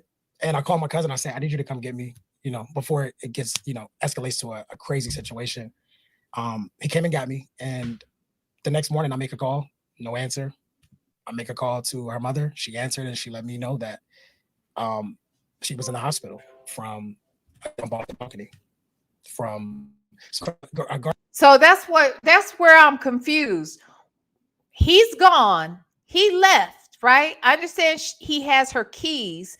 Does he have the keys to the apartment? Even if he has the keys to the apartment, she doesn't have to jump out the window to get out. She can call the fire department. He's not there. She can call 911. They can bust her out. If he was preventing her from leaving, if he locked her in there, none of this makes sense to me. But she jumped out the balcony. So she must have wanted to unalive herself, I guess. But who jumps off the 3rd floor? Like, it's a lot. But anyway, let's listen. He's going to explain to y'all what a garden style apartment is, child, in case y'all didn't know. Garden style apartment is I'm on the 3rd floor, but at these actually had garages underneath. So it's equivalent to like the 4th floor. Because you know what I mean? She jumped off the 3rd floor balcony. Off the 3rd floor. Was she? Oh, wait, he had her phone? The fuck? So wait a minute, he took her phone and her keys, so she couldn't get her car. She didn't have her phone. Oh, damn, that changes things. So you're saying, oh shit. What the fuck? No wonder he got 7 years, because he makes it sound like he got 7 years because he blocked her. He didn't put his, he didn't hurt her. He didn't beat her. He didn't transport her from one place to the next. He simply blocked her. Let him say it. How he trap her on the balcony when he claimed he wasn't even there? He said he wasn't even there. Ooh, Demi said he had beat her several times before this incident. Oh, wow. Really? Well, then why did she take it easy on him? He said that she spoke at the sentence. Well, we'll get there. Let's listen. Commit suicide? I believe. I don't want to put those words in her mouth, but I believe so. When you were holding the door, did you like hold her back, him, or you never touched her? You was just like blocking the door. No. Just trying to come to some type of solution. Because at the time, yes, I consumed alcohol, but I was still level-headed enough to have a conversation. Like, let's just talk about it. But what I didn't know at the time was that I was committing a crime. I didn't know that, if you block your girlfriend and say, babe, let's just talk about it. I didn't know that. I'm like, this is a common level thing. So, I was like, you know what? I give up. If you want to go, just go. So then you call her mom, and her mom said she's in the hospital because she jumped off did she break bones? Yes. Do you know what was going on? Yeah, it was her ankles. I think she tried to break her fall. I don't know, because I didn't see the fall. So I think she tried to break her fall. Was it cement that she jumped on, grass? No, it was cement. So these, like, mind you, we're like above like the car garages that people rent out. Y'all, she jumped out of the 3rd floor balcony onto a cement ground. I don't understand it. And he's saying he wasn't there. Oh, Jesus. So I think that impact, you know what I mean? It's different from when you jump out versus jumping, just jumping down. Yeah. Right? It's a different type of impact. I think jumping out probably could have resulted in something worse. And then here's the other thing. She jumped off and thought she was going to land on her feet. Can you imagine breaking both of your fucking ankles, jumping out of a 3rd floor apartment onto concrete? This is too much. I can't imagine. I mean, it freaked me out. If I heard that story, I would be looking at him sideways if I was her, because what would cause that girl to have to do that? You know what I mean? So her mom said, listen, meet me at the apartment. And she has to go into surgery. Of course, I'm devastated at this point because it's someone I still love, right? And I get to the apartment. This is 7 a.m. This is super early. And I get to the apartment. There's a warrant for arrest on my door. And I forget. I can't remember what the order says, but I couldn't unlock my door. They changed the locks because what happened was when she fell, the neighbors called the police, right? Mind you, the neighbors had already heard the argument inside the apartment. So I get there. I'm like,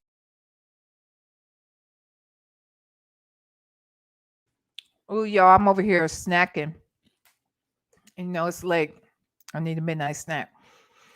And I got these kettle chips, so honey, they crunch loud, so I don't want to disturb y'all. Okay. But thank you, Lady747, for your super chat. Pam read her testimony from court today. Oh, Jesus. I wish I had known that. Ooh, I want to hear it. So he just locked child. Is he dangerous, y'all? Ooh, I gotta go listen to Pam. Oh my God. Okay, let's listen. Okay, let's go to the leasing office. I pack her bag, right? And I give it to her mom. Let's go to the leasing office. I have to get this key so I can come back. Sorry, I'm speaking fast. Let me rewind. I go to the leasing office. They ask for my driver's license. So Now hold on a second. This all happened the night before. She jumps off the balcony. The emergency squad comes, the police come. Why would they change her locks? Oh, because they had to break the door. No, they didn't have to break the door down because she was outside on the ground. So why would they need to change the locks? He's saying they changed the locks because of the jump. But why would they want to lock you out if you weren't there to cause it? That doesn't make any sense. Why would they change the locks to prevent him from being able to get into his own apartment if he wasn't there and he had nothing to do with it? That makes no sense to me. That makes no sense to me. So let's listen.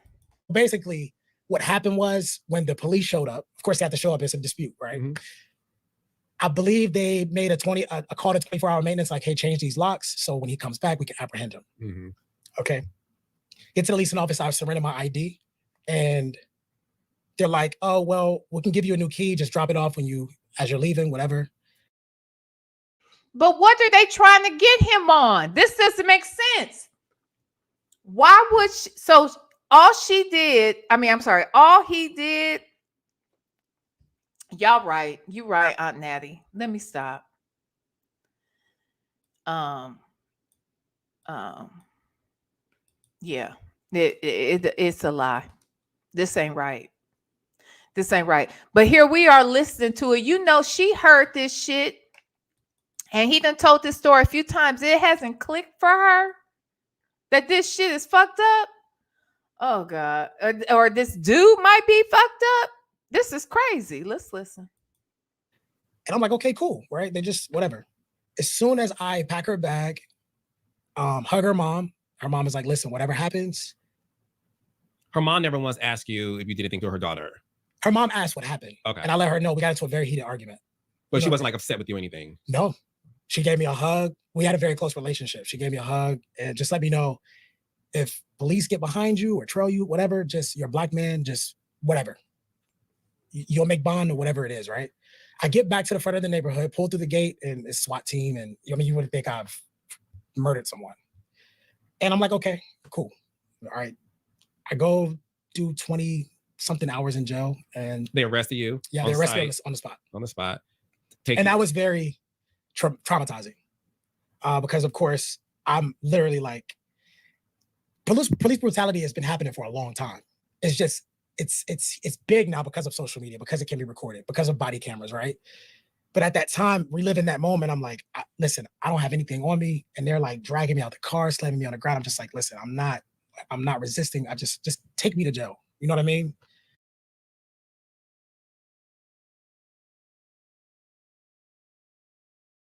Here to let us know that police brutality has been happening for quite some time. We didn't know this.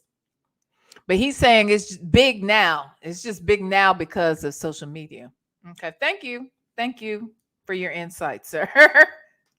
I do 20 hours in jail. I bond out. And I go back to my regular life. At the time, I was working at AT&T in corporate America. And of course, my manager understood. I didn't lose my job. I kept my job.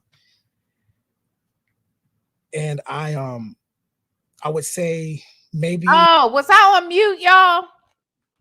Did y'all hear what I said? It wasn't that important if y'all didn't hear it. Anyway. Of probably a week, because the apartments, because of that situation, they filed for eviction. So now this goes on my credit.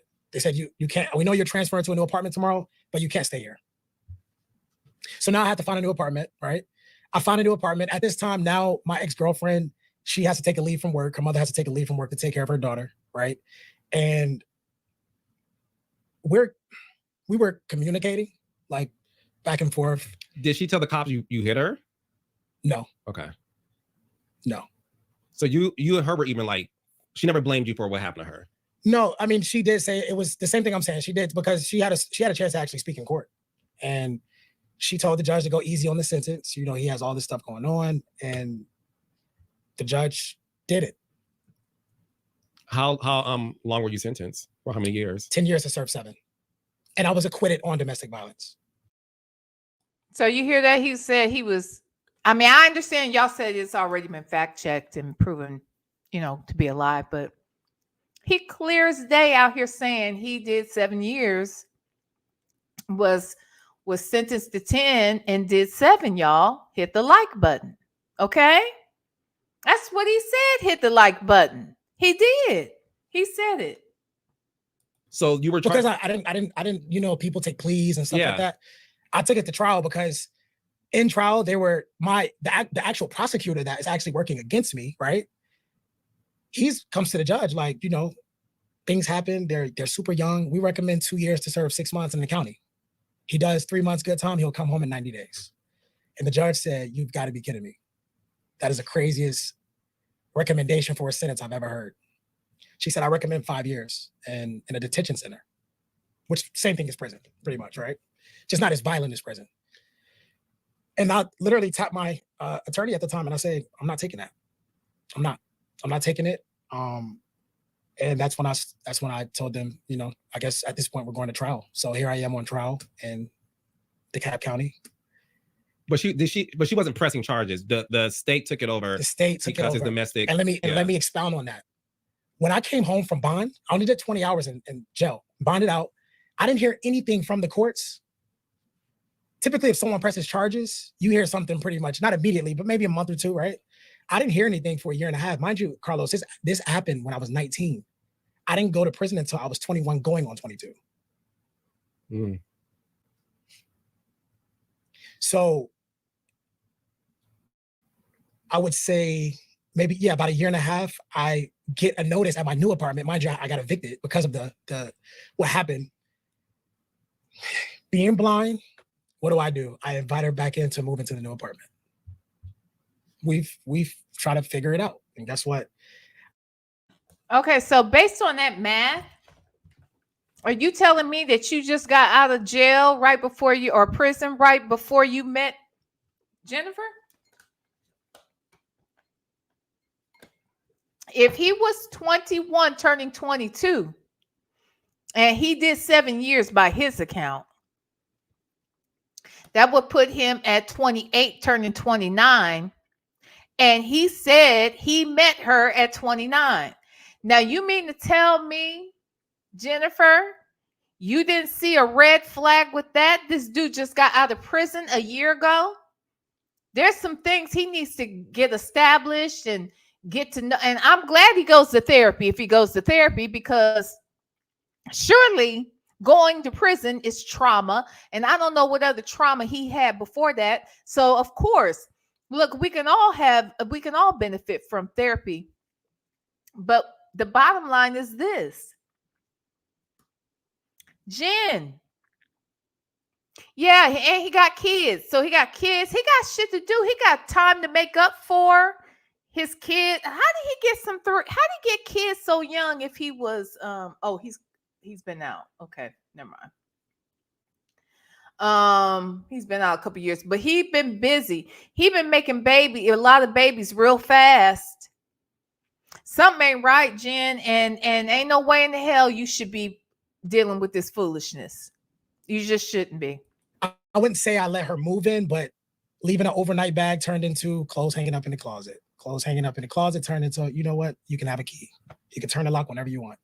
So it wasn't a thing of we're living together like an everyday thing, Yeah, it got to that point where we were still communicating. We were actually still communicating up until a day before my trial started. What happened? We were just communicating. No, why did you guys stop the day before your trial happened? Well, my trial was 3 days. Third day of trial, I'm being sent to prison. It's no turn-in date. It's nothing. She's like, you got to surrender today. So when she was on the stand, was she defending you or saying like? Yeah, I would definitely say, yeah, she wasn't there like, oh, send him to prison. He's a bad person. That never came out of her mouth, ever. It was just literally the judge asked her, what do you recommend for sentencing? And I remember it. I remember that part vividly where the judge asked, what do you recommend for sentencing? And she said, don't go hard on his sentencing. Because even after my conviction, when the jury convicted me or they found me not guilty, they read the first count, domestic violence, jury found you not guilty. Second count, false imprisonment, which I admitted to, right? I did admit to it. I never told the detectives in interrogation that I didn't do it. I was like, listen, I was just trying to hold the door and have a conversation, right? And they found me guilty on false imprisonment.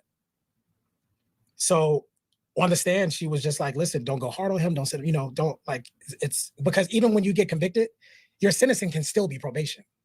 You get what I'm saying? Mm-hmm. Just because you get convicted. I mean, Donald Trump just got convicted, but he didn't go straight to prison. You know what I mean? Mm-hmm. And the judge, I remember her, she said, I accept your recommendation, but I'm going to make an example out of him and I'm going to give him 10 years to serve 7 in state prison. And for false imprisonment. And there's a lot of states where false imprisonment is actually a common level misdemeanor, where it's just like, at worst, if they do convict you, you'll do maybe a couple of months. Yeah, and just so I'm clear, the false imprisonment was what exactly? Like, did you show a fake ID? Like, what was the false imprisonment is when it could And let's be clear about something. He's going to explain what false imprisonment is, but I find it hard that all you did was block this woman from going into another room or out of a door, and given 10 years for that. And if you weren't there and that's all you did, why did she have to call the police? Why? Why did she report you for anything? Because the truth be told, you didn't have to be arrested. If you weren't there and she just jumped out of the balcony like that, if anything, you should be charged with like stealing her keys or some shit, theft. I don't know. I don't understand. And I know a lady, kidnapping is transporting from one place to the next place, right? But false imprisonment is keeping somebody to get out. I do not believe that he got 10 years for just doing that. And who would know he had just done that if she didn't report it? Something ain't right. And then he turns around and says that she specifically told the judge, be light on him. Like, and she said she want to make it. This sounds like a fairy tale. Imprisonment is when you hold someone against their will. So on my indictment, anyone can find this online. Right? I'm an open book. Mm-hmm. And this is another reason why I just speak about this, right? It's like a conviction that comes over me because my story can either help people or people can say, I don't care. It is what it is, right? But at least the people I'm helping, that's who I want to help. On the indictment, it said kidnapping. And I'm like, whoa. Kidnapping is when I say, I grab you, I put you into a room and I close the door. That's 25 to life. False imprisonment is when you're just blocking someone from leaving a space. Whether it be a door or entryway, that's the difference. And they gave you 10 years the maximum sentence? 10 years is the max sentence. And the split sentence so when I say 10 do 7, right? That's a split sentence. So you're not obligated to do, let's say I did day for day. I wouldn't do 10 years day for day. I would do 7 day for day, but I actually got out on good time. I went to prison, wrote my first book, became a best-selling author on Amazon. Actually wrote my second book, which still hasn't been published yet, but I used that time. At first I didn't understand. I'm like, why? This dude wants to be in the limelight. Jen is giving him exactly what he wants. This controversy and all of this, he's using all of it. Do you think a nigga who went to prison and then decided to write books about his life and then turn around and decides to get on a reality show, do you think he gives a damn about what people are saying out here about him? He's been through worse. This dude ain't thinking shit about this. He knows that he is getting his visibility is increasing, and that was his goal. That is why he got involved with her. There are a lot of people with best-selling books on Amazon. There's a formula that you can follow that will make you a best-selling author on Amazon. Dude, stop it. Just stop it. I just see all kinds of red flags. Do you hear me? I see a lot. Why me, God? Like, why me? And as I was getting through my sentence, I was like, I get it. And it went back to Christian's arrogancy. You couldn't tell him anything. Either I was going to end up dead or where I was. So I came to a point of acceptance. Like, you know what? I want to label this a spiritual retreat. I'm still young. I'm still a baby. You know what I mean? And I'll overcome this. So I turned a negative into a positive, even though prison is a very negative environment. It's very dangerous. It's very violent. You know what I mean? Did you ever get physically harmed in prison? Yeah, I was stabbed. I was stabbed in a gang war. I'm not a gang affiliate.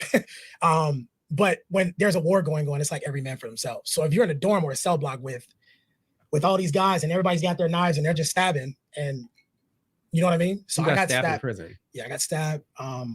You get into fights because Jen, did you hear him? He said he's a baby girl. He's telling you he's a baby. We're telling you he's a baby. What the fuck are you doing, Jen? Now, I know you ain't got no babies, so maybe this is your way of feeling like a mama.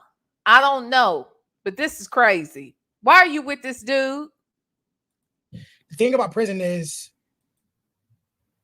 you're going to get your hands up. And what that means is you're going to learn how to fight, even if you don't know how to. Because if someone comes up to me that's doing hard time, like 25 life, right? Just because I had a 10-7 doesn't mean I'm not in a cell block with people that have 2-3 life sentences. They just mix and mingle it, right? I have a non-violent charge, and I'm with rapists, kidnappers, murderers, people right down the hall from death row, where there's people that's get executed in X amount of years. And it just woke me up. It woke me up. It did. It was, like I said, it was a negative situation, but I did everything I could to turn it into a positive. If someone was like, they called me Bless in prison. That was my prison name. They call me Bless without the ED, Bless, because I use the commissary that I had, which is when people put money on your books. So you can buy food, so you can buy books, right? I use that and I just gave it away. Because I saw people you see a lot of people that are falsely convicted. You do. When I hear some of these stories, I'm like, wow, self-defense. If someone just. Thank you, Miss Lorraine. Okay, so Miss Lorraine's giving me the rundown. He left her on the balcony. She tried to climb down and realized it was too far. Then tried to climb back up. However, didn't have enough strength. She was calling him and he ignored her, so she let go. Oh my God, are you serious? My God. Oh, I didn't know that. Oh my God, this dude is dangerous. There was a guy where someone walked in his home and he shot him. He still went to prison, but they tell you to protect your home if someone comes to the threshold. So it was just a lot, man. It was a lot to deal with, but I got my body right. I worked out, read 300 books, and I was just like, listen, God, when you send me home, that's when I'll go home. Came home 3.5 years later, did the remaining 3.5 on parole to make the 7, right? Mm-hmm. And then the split so sentence jail for 3 years on probation. 3.5 on parole. On parole, sorry, parole. Yeah, because that prison sentence, if you get out early, that's parole. Okay. And then the split, the 10-7, once you finish the 7, you have to do the remaining on probation. Got it.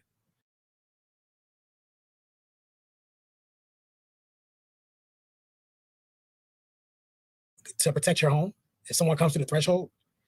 So it was just a lot, man. It was a lot to deal with, but I got my body right. I worked out. That's what I rewound it to see.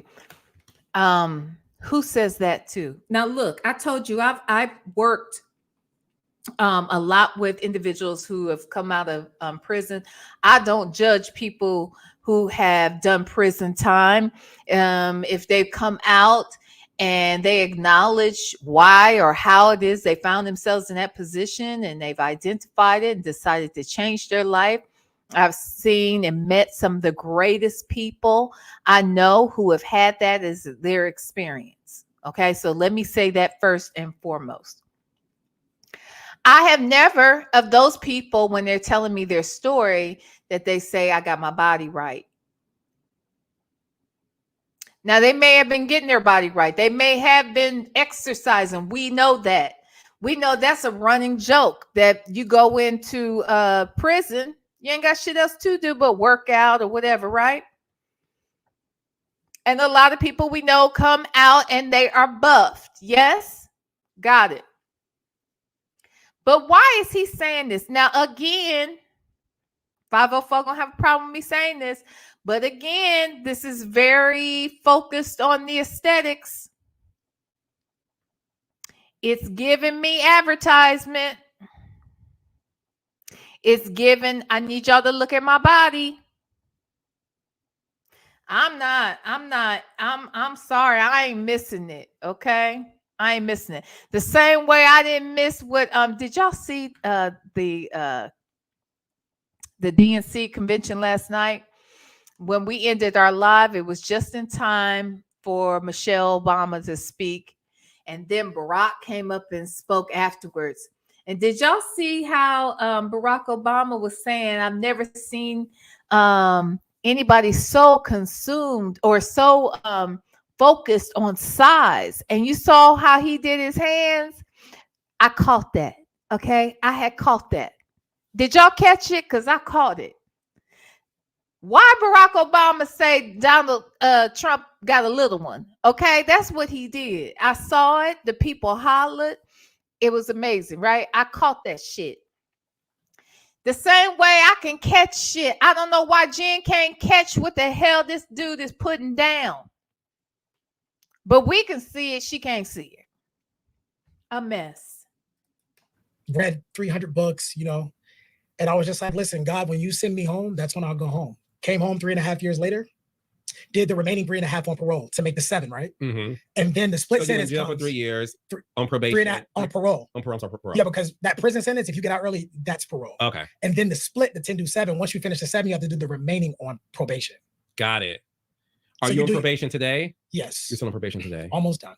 Almost done. How many more months do you have left on probation? 12. Exactly. 12 more months left. That's all. That's after doing time, 12 months is no time. You know what I mean? Yeah. We know how fast a year flies. Yeah. So. I think too, it's important to add, you know, he was young and this was like his first time ever being in trouble, right? So he didn't know the system. And you had, what was the situation with the attorney? He didn't have good representation. So I hired, and I'm glad you touched on that, babe. So I hired an attorney before my first arraignment, right? Pre-trial, all that stuff. He said, we're super close to this date, so I need everything. Not just a little small retainer, you got to pay everything. So I paid $20,000 for this lawyer. Emptied out my savings. And I remember going to court 7:30 in the morning for my first appearance or whatever you call it. And I call him, no answer. I'm calling him, no answer. He sends me a text immediately. Thank God for that text though. He sends me a text and says, I'm no longer representing your case. You're gonna have to hire a public defender. Me, I'm like, well, first off, I'm like upset about him saying the morning of my court hearing or first appearance, you just went ghost. And then the other side of me is like, okay, public defender, okay, maybe they'll defend me too. Mind you, I am naive to the court system because I've never been in it up until this day. You get what I'm saying? Mm-hmm. Outside of a traffic ticket. So I get there and the judge is looking at me like, you're probably going to need like a lawyer for this case. It's a very serious case. And I said, Judge, I hired an attorney. He bailed. She was like, what proof do I have that he bailed? And I had the text message. You see what I'm saying? Mm-hmm. That important piece. She's like, I'm not going to say the name, but she said, oh, wow, he's always in my courtroom. So it wasn't that he wasn't practicing or anything. She was like, the same judge, like judges know, attorneys. Yeah, of course.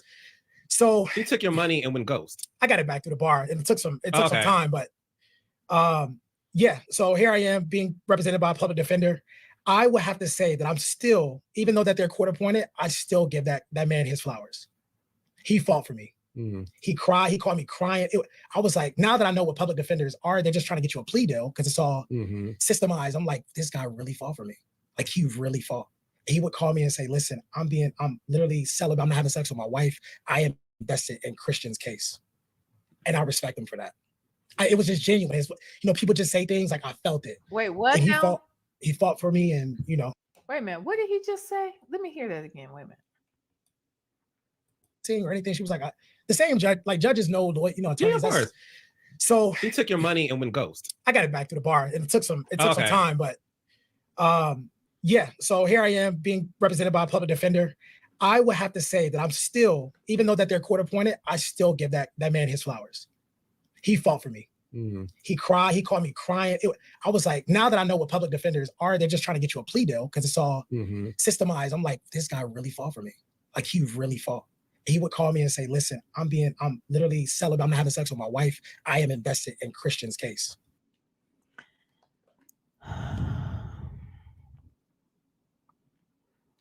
Let me get this straight.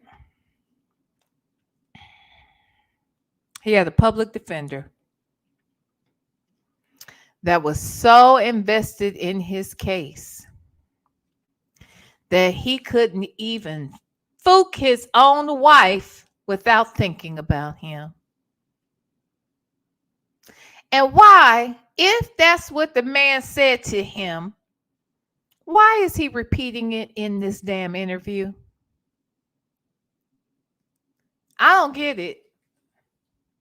Why did we have to hear that? Is that some sort of dog whistle to let some folks know I don't understand. I don't understand. Why did we need to know that? Yeah, that's what I'm wondering. Are you just trying to talk about fucking just to... And I respect him for that. It was just genuine. People just say things like I felt it. And he fought for me. And, it's an unfortunate situation, on both sides. I don't wish that on my ex-girlfriend. I want her to live a successful life. I want her to move forward. If she hasn't already. Have you heard from her since you've been in the public eye? No. When you got out of prison, did you two reconcile? No. And that is special conditions. Right. No contact. I was gonna say no contact with her. Right. I'm not doing anything to put me back in hell. Lies. Okay, and not the lies about him contacting her. I don't know shit about that, but he said, I'm not doing anything that's going to put me back in there, but he left the country, people. He left the country. That will get your ass locked up. And I don't know how the court will look at that, because would they be willing to let him out again? And if so, what would be those conditions? Because the reason why they let you out is because they're saying we can trust you at least to be out here. We're still going to watch you. That's what the probation piece is. We're still going to watch you. We're still going to have you checking in with us. We're going to keep our eye on you. Okay, you are not completely free. You're going to need to do this. You're going to need to ask for this. You're going to need this and the other. So the fact that he left the country may mean they won't let him out. And if they do, they probably going to put an ankle monitor on him. And he only had a year left. That makes no sense. Yeah. You know what I mean? So, yeah. And I had moved on from it, doing that time alone, and you really discover yourself. And I had people in that place are very intelligent. Their wisdom is through the roof, because when you spend time alone, that's when God is able to come in. You know what I mean? And I had my bunkmate at the time. I had multiple. These people gonna get enough of talking about God now. Why they on their F-ish? They're gonna find out. Stop doing that. And it's something about how he tells stories that I just see him as a fraud. I think he has a lot of potential, but I see him as a fraud. And here's the thing, though, what he's saying is true, though. And I know this. There are a lot of smart, very smart people, cunning, clever, also very talented. There are a lot of people in prison who have channeled the skills and talents they have in the wrong direction. Period. And I've met many and proud to know them. Okay? Proud to know them. I'm going to bring my friend JT back on here. And JT is the individual I mentioned in my TED Talk. And JT did 20 years, 21 years in prison. That's my boo. You know what I mean? I love me some JT. He just can't, I mean, he's been out about food. Oh, wow. He's been out at least 4 years now. He does a great job. He's working out in the community. He has created his own nonprofit. He just got married. Like, yeah, I'm not going to avoid an ex-con. I'm going to avoid an ex-con who just got out of prison, who I don't know nothing about. I'm gonna need you to get some things in order. And if you got all these kids and stuff, sir, that's where your attention needs to be. So I don't know why Jen is dealing with this man and he hadn't even been out of prison a year, it sounds like, if we believe his story. That don't make no sense. Bunkmates, because they transfer to different dorms, and you may have a bunkmate for 6 months, you may have one for 3 years, whatever. And he said, Bless, do you take accountability for what you did? I said, I did it. You know what I mean? Like, I don't think I should be serving this amount of this sentence. It's crazy. He said, I know that you're influential because of what you did in this place, and helping people get their GEDs, and you're going to the chapel to, working with the chaplain. I made sure I stayed busy in there because I couldn't have that idle mind.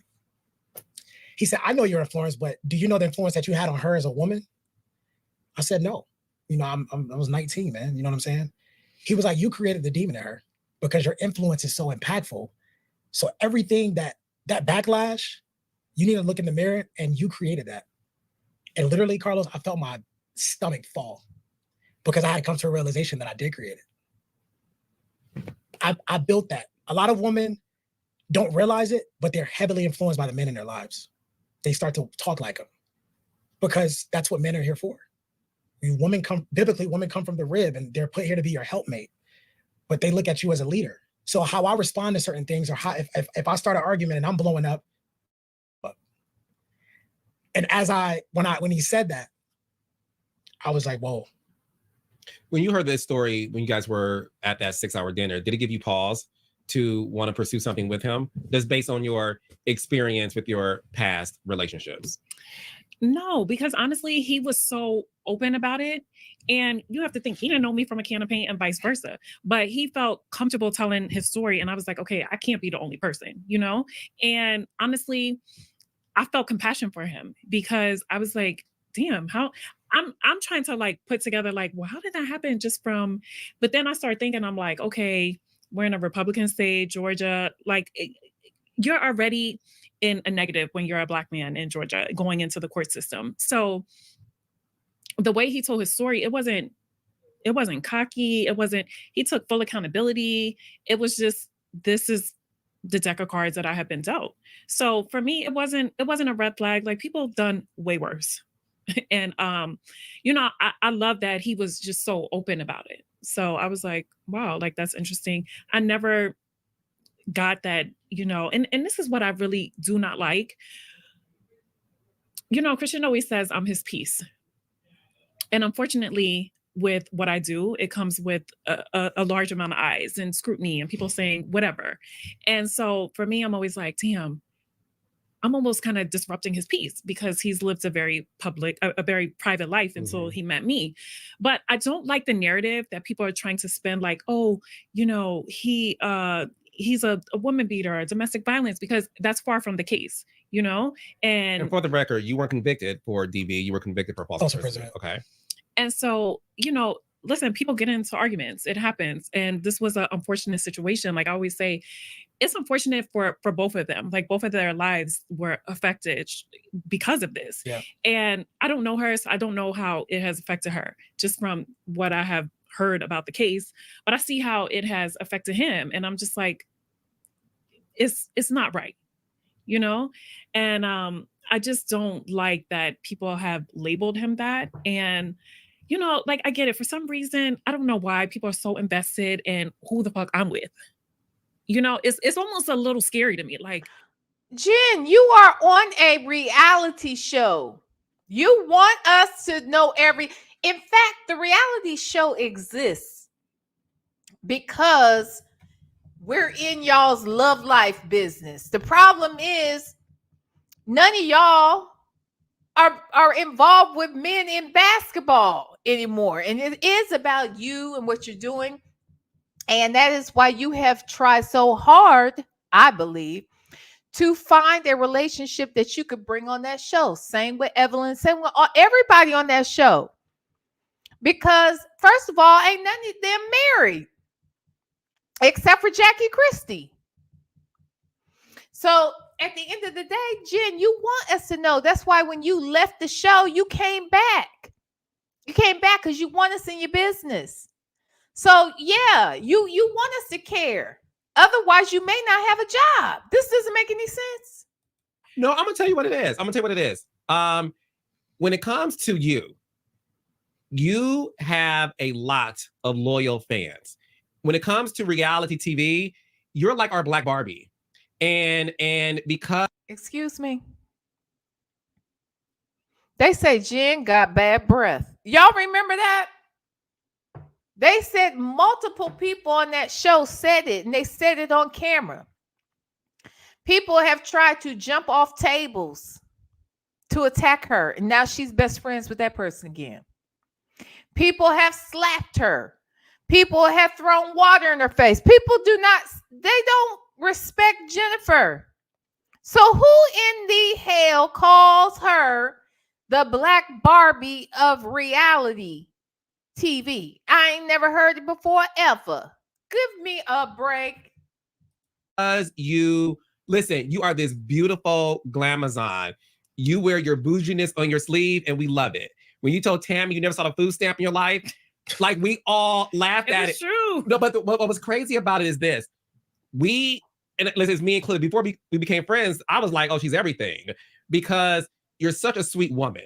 And you're so beautiful, you're classy, and you don't bother nobody in the sense of, like, leave Jen alone. Like, y'all can find other people, but y'all leave her alone, because Jen ain't about that life. Like, Jen is more so like, I thought you was a cute shade, but I really want to, like, go shopping. Yeah. So when it comes to you, you have a very protective fan base. And listen, let's have a real conversation, right? There's a lot of people who are very concerned about you, Jen. They feel like, we saw you been scammed before. We saw your life story played out on the show you produced. We saw you date another reality star who was convicted for setting up his family member to be murdered, right? And he's rotting in prison as we speak. And then you have this guy come along, right? So that's what the audience knows. And they feel like, oh my gosh, Jen, you are with a scammer. Christian is somebody who is young, and he has talked his way into your life. And they feel like, we saw you go through these bad relationships. We saw your ex-husband throw a drink in your face.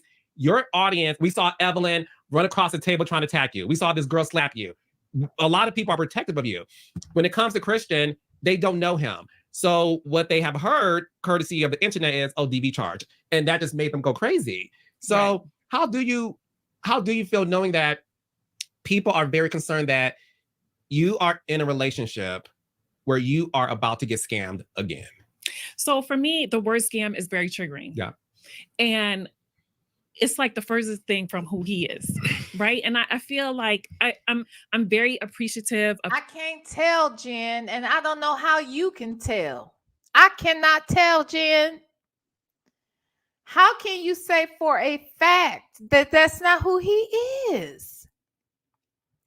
Child, look, y'all, we have been out here 2 hours and 35 minutes.